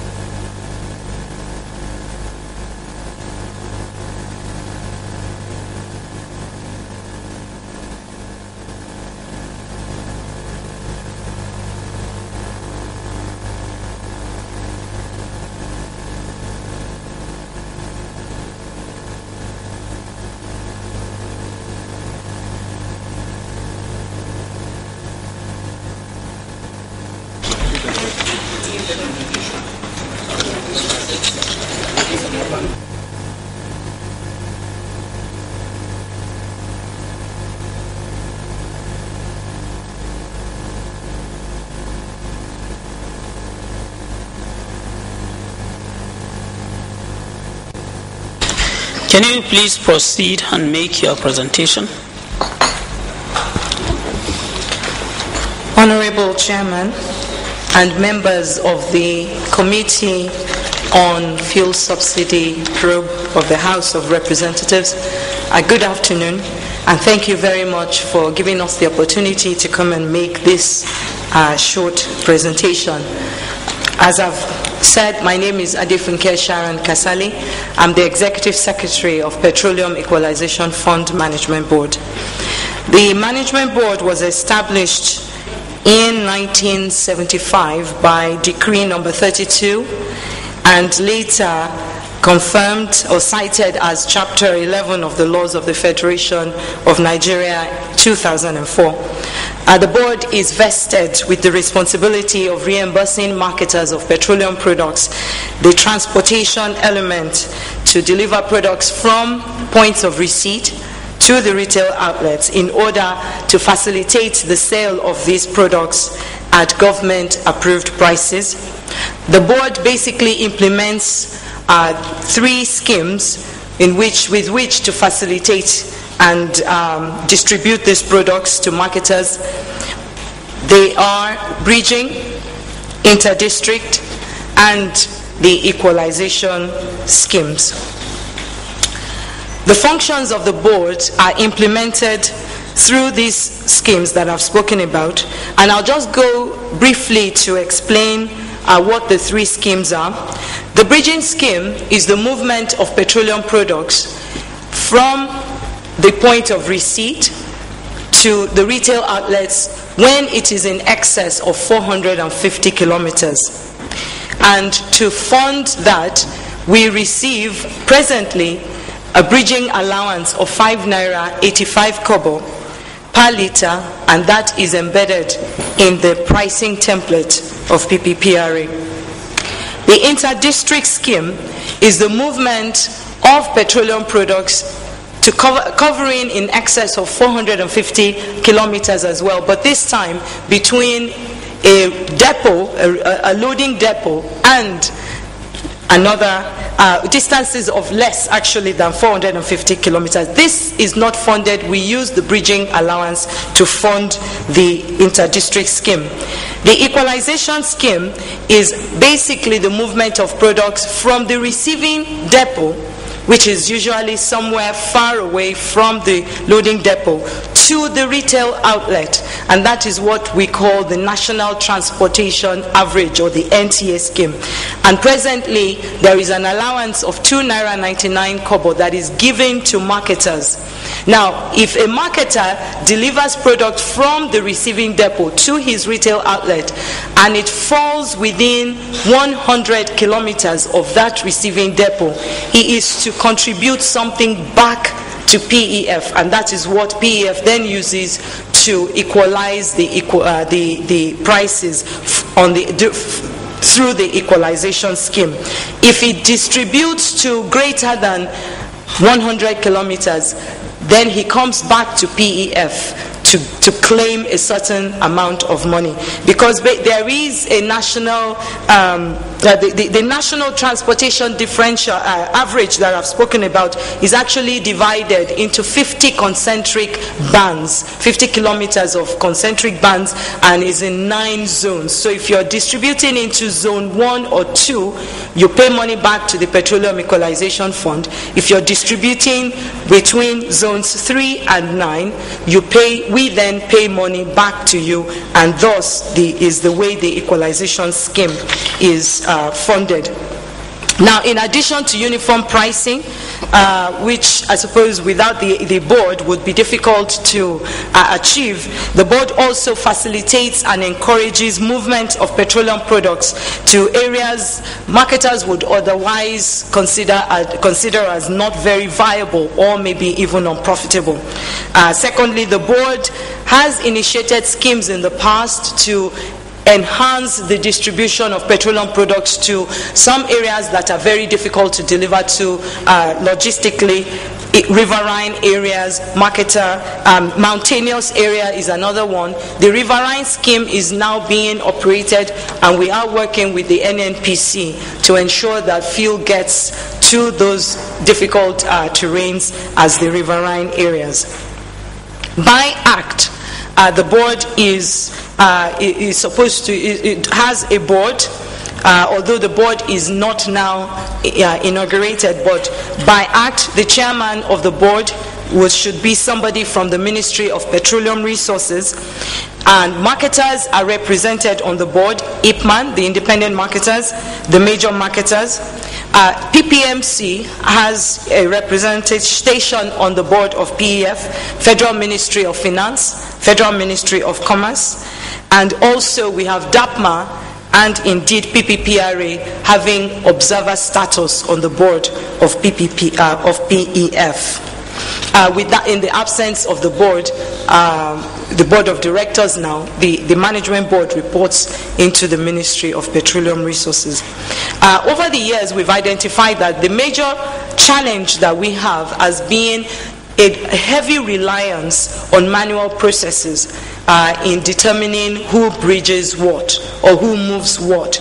And so the agency embarked upon an e-loading project that we've tagged Project Aquila, and the goals of the project is for us to be able to enable authentication of bridging transactions and automate proof of delivery. Basically, what that means is that we want to be able to be sure that when a marketer brings a claim to us, that truck indeed arrived at its destination. And on March 1st, we will be going live with the project that we've embarked on and we've been working on for a number of years. Another goal of Project Aquila is that it will ensure effective and indeed efficient processing of marketers' claims. Marketers, sometimes some would bring their claims on time. Some would leave their claims for a few weeks, few months before bringing it, and that basically has made our business very, very challenging. But with Aquila, we will be able to know at what point the product is delivered and indeed be able to know what we owe at any point in time. It will also ensure seamless integration of our operations, the management of the processing into the enterprise management. We are on SAP, and so we'll be able to pay. We are on e-payment. We actually started e-payment in public sector in 2007, and so we will be able to integrate that whole processing, so we have an end-to-end automated processing for the bridging claim. It will ensure integrity and credibility of what we pay. The phase 2 of Project Aquila is that we want to be able to now track or confirm that the product, the truck, not only got to the receiving depot, but indeed arrived at the retail outlet before we then pay the NTA part of it. That is the phase 2 which we're presently embarking on now that we're going live with phase 1 of the Project Aquila. I think that would be the biggest, as I said, the biggest challenge that we have, and we have taken moves with the support of the Honorable Minister of Petroleum Resources to deliver that project, and we're very happy with the way that it's going. Thank you very much.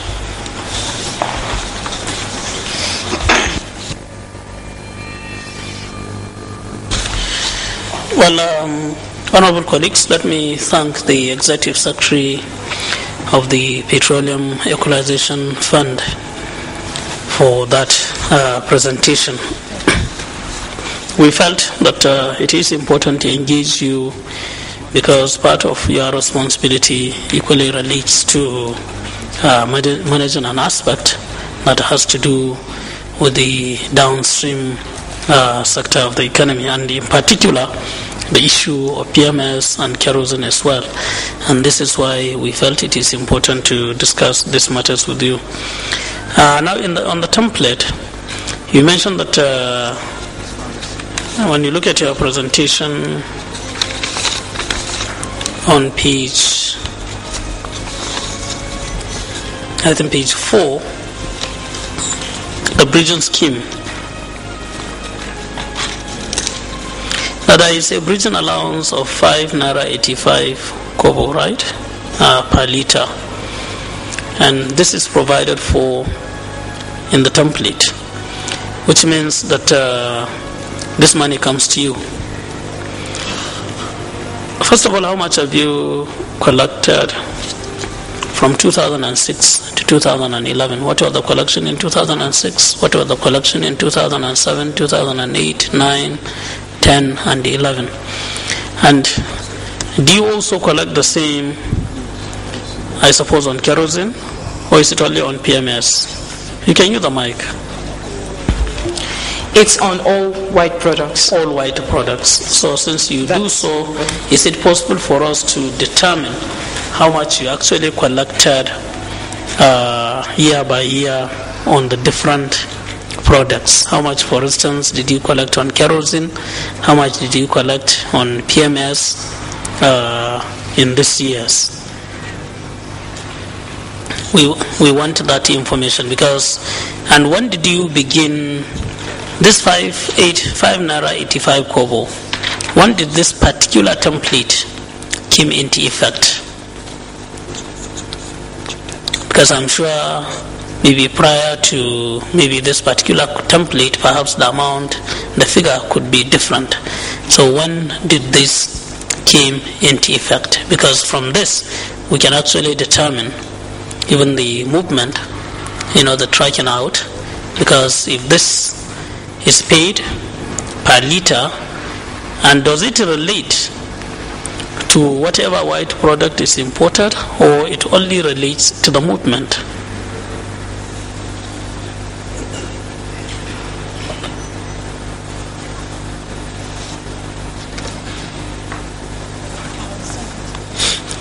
My colleagues have a couple of questions, so I will yield the floor to my colleagues. Honorable.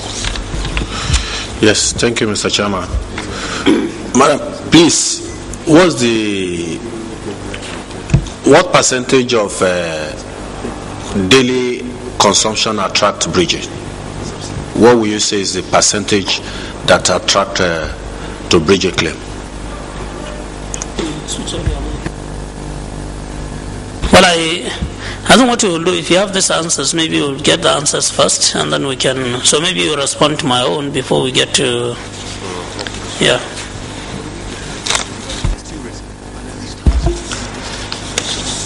Okay.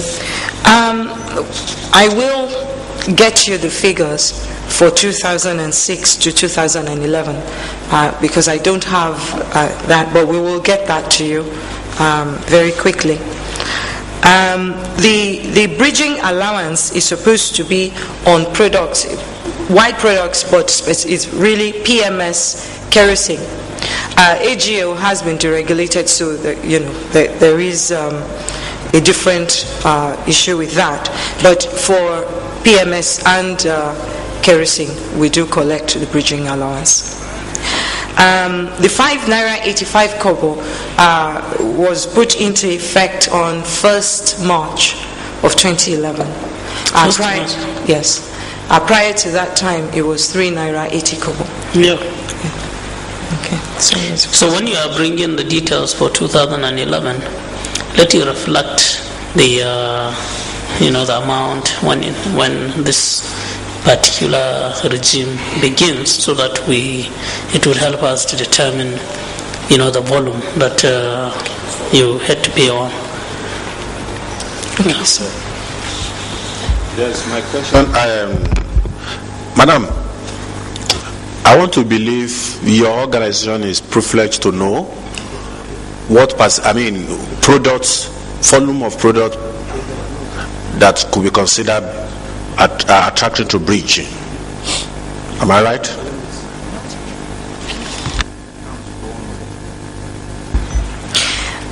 Yes, sir. We would have the volumes breached because marketers who breach products have to come by our office to be at all the depots to get all the necessary documentation done. So we do have the records of volumes breached, but we do not have the records of products that are consumed locally. At the local, for instance, if a depot, at a depot, they move products to that local destination, i.e. retail outlets within that particular area, and they also breach to other areas. They do not come to us when they are moving the products to those local areas. So we wouldn't have that, but we do have breached volumes. I am aware receiving depots have volumes of products breached to them. I work in about the depots before. Am I correct to say that? Yes, we do have the volumes of breached products to receiving depots. But for instance, if somebody in, let's say, a receiving depot in Lagos moves product to Lagos, we will not be able to get that. But we do have volumes to the bridged products, yes. So how do you arrive at the verification of a product bridged from one location to the other? Bridged volumes are for bridging. We have all that information.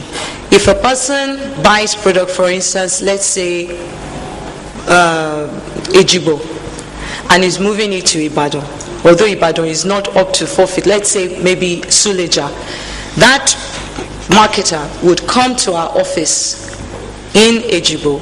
We will get all the documentation done, and then that marketer would also go to our office in Suleja, and we will confirm that the product is there, and that's how we get all the bridged volumes. So what you say is outstanding BG claim now nationwide? Honorable, it's quite difficult to estimate what is outstanding, because the marketers will not come to claim on the board immediately they deliver the product. It could be 3 weeks later. That's one of the things we want to correct using our project, because with our project it's confirmed electronically, and we get that information. In fact, we accrue for that amount of claim. So every day we are incurring claims, because every day deliveries are made. So even as we pay, it's a moving target. So it's very difficult for us, and that's one of the challenges that we want to solve by our project Aquila, which will help us to know this truck has come. Even if the marketer, in fact, we don't even need the marketer to come and make a claim on the board. By the fact that we know that the product has arrived and we have confirmed electronically, automatically that it's there, we accrue, and we know that this is how much money we have incurred to pay at a future date. Madam, I don't know if you will quite agree with me that the idea of having depots across Nigeria is to ensure we pay less bridging claim. And over the year, the bridging claim continued to increase as a result of pipeline vandalization here and there. I'm very sure I'm correct to say that.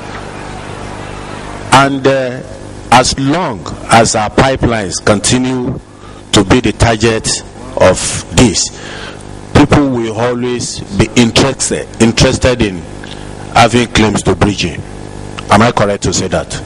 In your own opinion, how can we reduce bridging claim?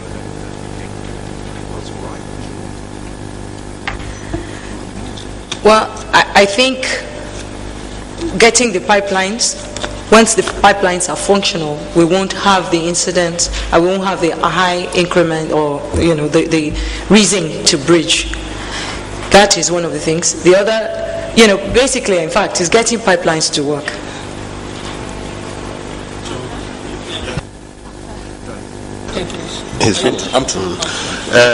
Secretary, I assume you have normal budget allocations, and the Accountant General of the Federation represented to us that in 2008 he paid you 17.4 billion. 2009 0 naira, 2010 0, and 2000 and then 2011 he paid you 9 billion. So what does this represent vis-a-vis your budget allocations?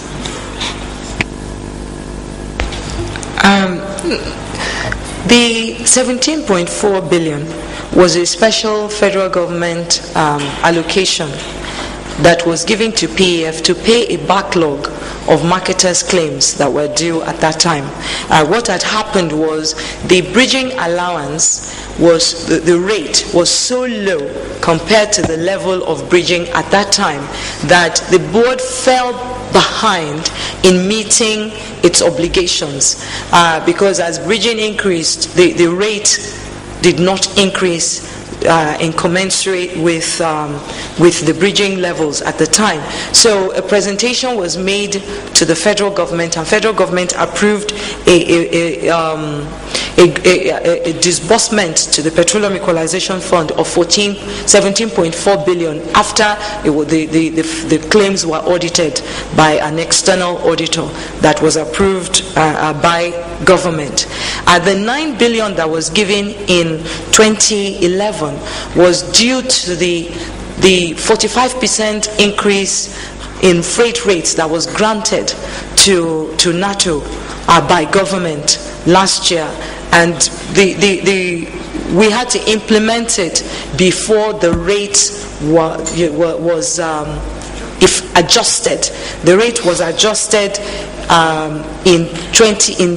actually the increment, the freight rates was granted in March, but the actual changing of the freight rate on PPPRA template didn't come until July. So between the March and the July, using that freight rate, government approved that the 9 billion be given to PEF to fund the 45% increase in the freight rates to transporters.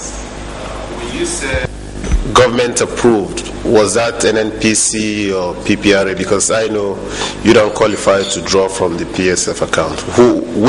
Which arm of government? Was it NNPC or PPRA or the Accountant General's office? I believe it was done by the Ministry of Finance. I'm not sure.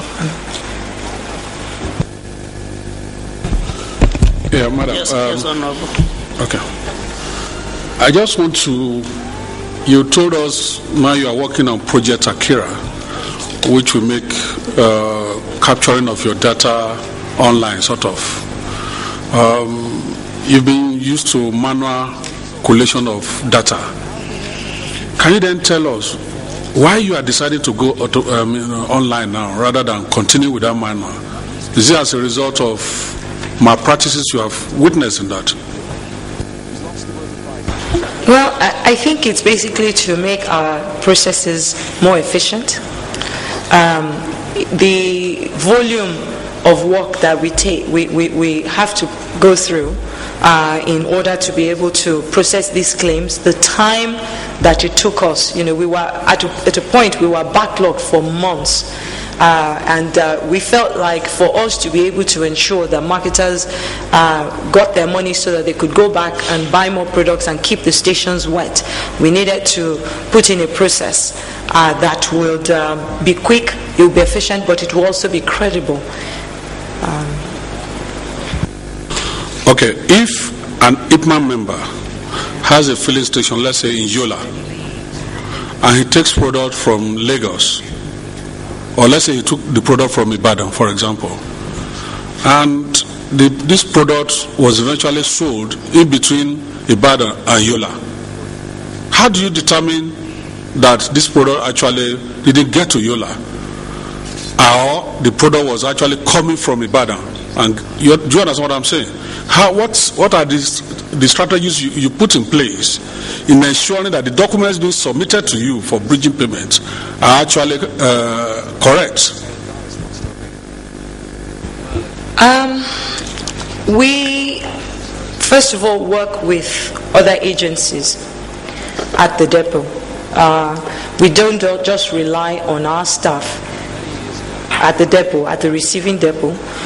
We have to ensure that the DPR, the PPMC, PPPRA, NNPC officials that are at the depot all attest to the fact that the product arrived at the depot, and that's one of the manual processes that I spoke about earlier. But again, going forward, to eliminate any doubt is why we've put in the Aquila so that we can have confirmation, electronic, that that product has gotten there. And we feel very good about how far we've been able to go with the project. Sorry, madam, I don't think you have answered my question. My question is, Ibadan has a depot where you have all these your agencies, and a marketer is loaded with his trailer from Ibadan, expected to deliver to a petrol station in Yola. In between his journey, he sold the product in Ilorin, for example. Then he submits documents to you to claim bridging between between Ibadan and Yola. My question is, how do you confirm that this product was not sold in between the distance that it's supposed to have covered?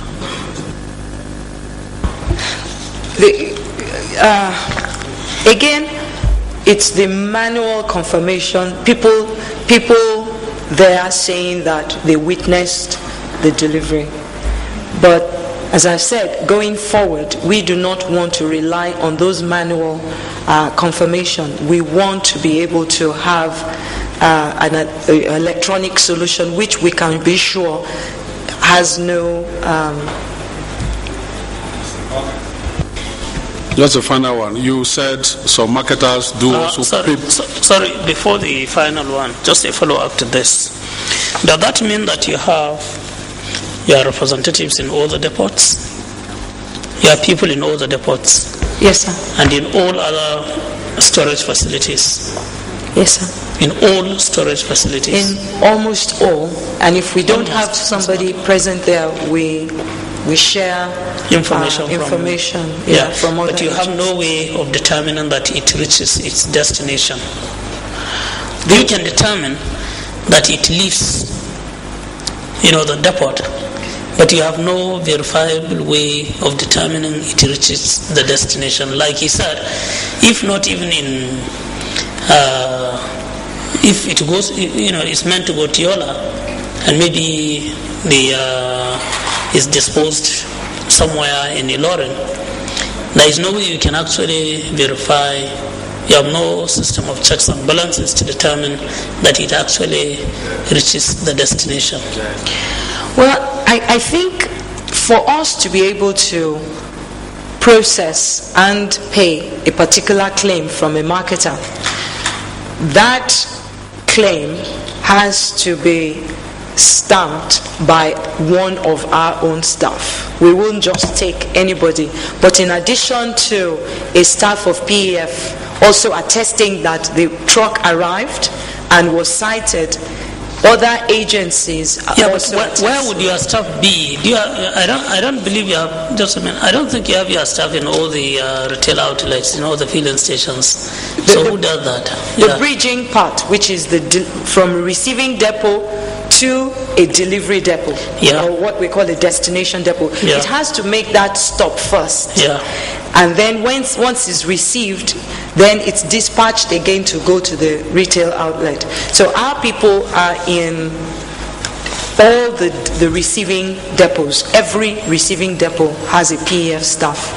Have you experienced manipulations of this process, malpractices and so on? Have you had any experiences of such nature where you believe your system is perfect? Nobody should changes the PEF. We have had instances in the past, that's correct, of malpractices, yes. I see. Honorable, you can carry on. Well, you told us you have some marketers, paying back to PEF within, is it 100 kilometers or whatever you said.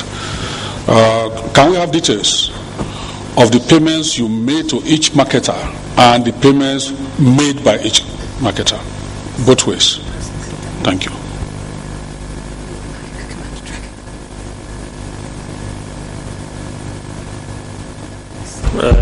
Mr. Chairman, I wanted to find out how many days does it take you to pay a marketer when he submits all documents? That's things being equal. Thank you. Thank you, sir. We between when a marketer submits a claim and when they finally get the money, we have moved a lot to shorten the time in recent months and years. In fact, our target was 48 days. That was the target that we had, was 48 days, although I must confess that that was challenging at times. Our target with the project is 2 weeks, because the processing is also done electronically. But in the past, our target was 48 days.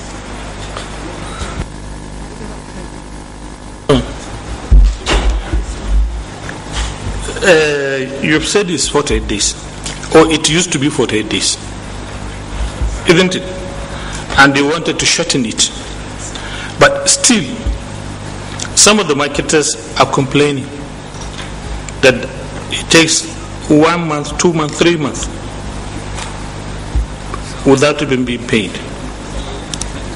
Even day before yesterday, somebody complained to me that that's exactly what his problem is about this bridging. You see.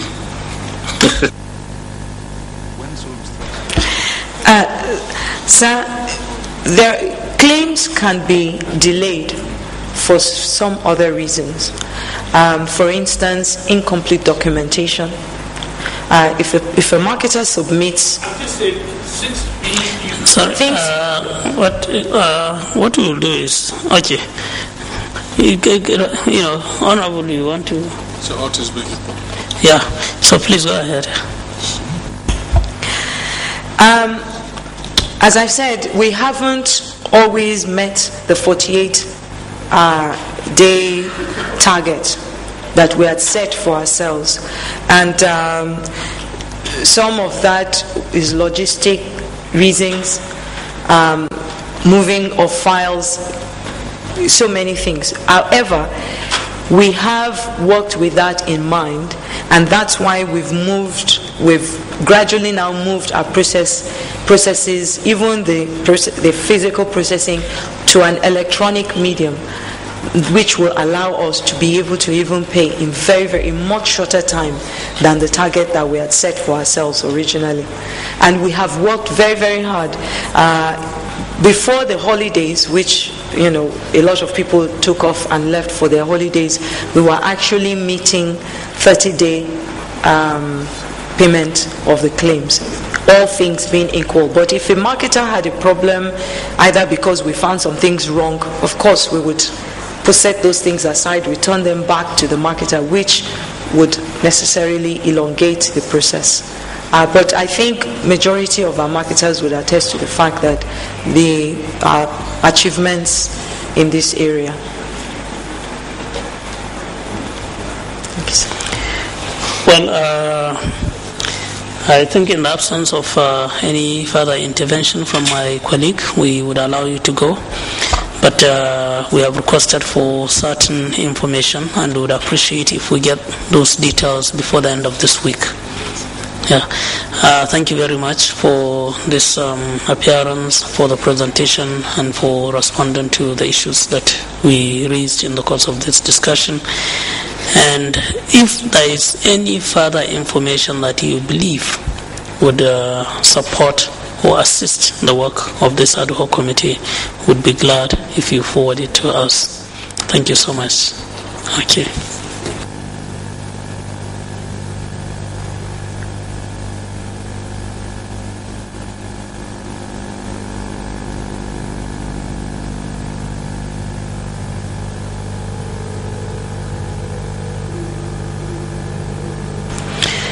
Honorable colleagues, if you recall, when we started this exercise, we did mention that we plan to finish fairly early today, and that was why we limited the invitation to very few organizations and very few importers.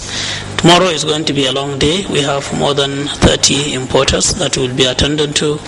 Thursday would also be a long day because the relevant key stakeholders in the industry, PPP, RA, NNPC, DPR, PPMC, the Office of the Accountant General of the Federation, the Attorney General of the Federation would all be here on Thursday. Let me crave your indulgence to bring to a close to the session, because the various agencies we invited have already made their presentations, and we need to sit down today. We decided to do this because we have to meet to document our progress, take stock of how far we have gone, prepare for tomorrow and Thursday. And like I mentioned, it is our intention to end this public hearing this week. And this is why we are trying to make sure that whatever information that we have requested for comes in. Once again, let me use this opportunity to request all those who have been invited to appear on Monday, that was yesterday, to please do so tomorrow. Because of the public holiday yesterday, we decided to shift the appearance to tomorrow, Wednesday. Let me also remind all those that have appeared and even those that are yet to do so, especially the importers, that the documents we requested from you need to reach our secretariat as early as possible. Because if we do not have those documents, we would assume that those imports were not made, and our report would indicate just that. So it is in the interest of all the importers to ensure that the relevant documents, particularly the bill of lading, the certificate of discharge, the letters of credit that we requested for, are made available to our secretariat as soon as possible. We also have some outstanding documents from some agencies, and I'm also using this opportunity to equally request them to submit those details. The Nigerian Ports Authority, for instance, is supposed to review the presentation that they made to us, and we expect that presentation to be in our custody hopefully tomorrow. NNPC has also been requested to provide certain information, and we're equally waiting for that information in addition to whatever they have already forwarded to this committee. Once again, honorable colleagues, may I use this opportunity to express the gratitude of this ad hoc committee to all those who have supported this exercise by either making appearances or sending memos or contributing in one way or the other. We will continue to sit tomorrow, and we will also sit again on Thursday with the hope that we would exhaust at least the issues that can be exhausted through the public exercise, while we will continue to work on the reports and on the documents that are currently before us. So, honorable colleagues, on your behalf, I want to thank all those who are here, particularly my friends in the media who have always been here to support this exercise. We expect to see you here again tomorrow morning. And so with this, I wish to adjourn this meeting to 10 a.m. tomorrow morning. This meeting is therefore adjourned to 10 a.m. tomorrow morning.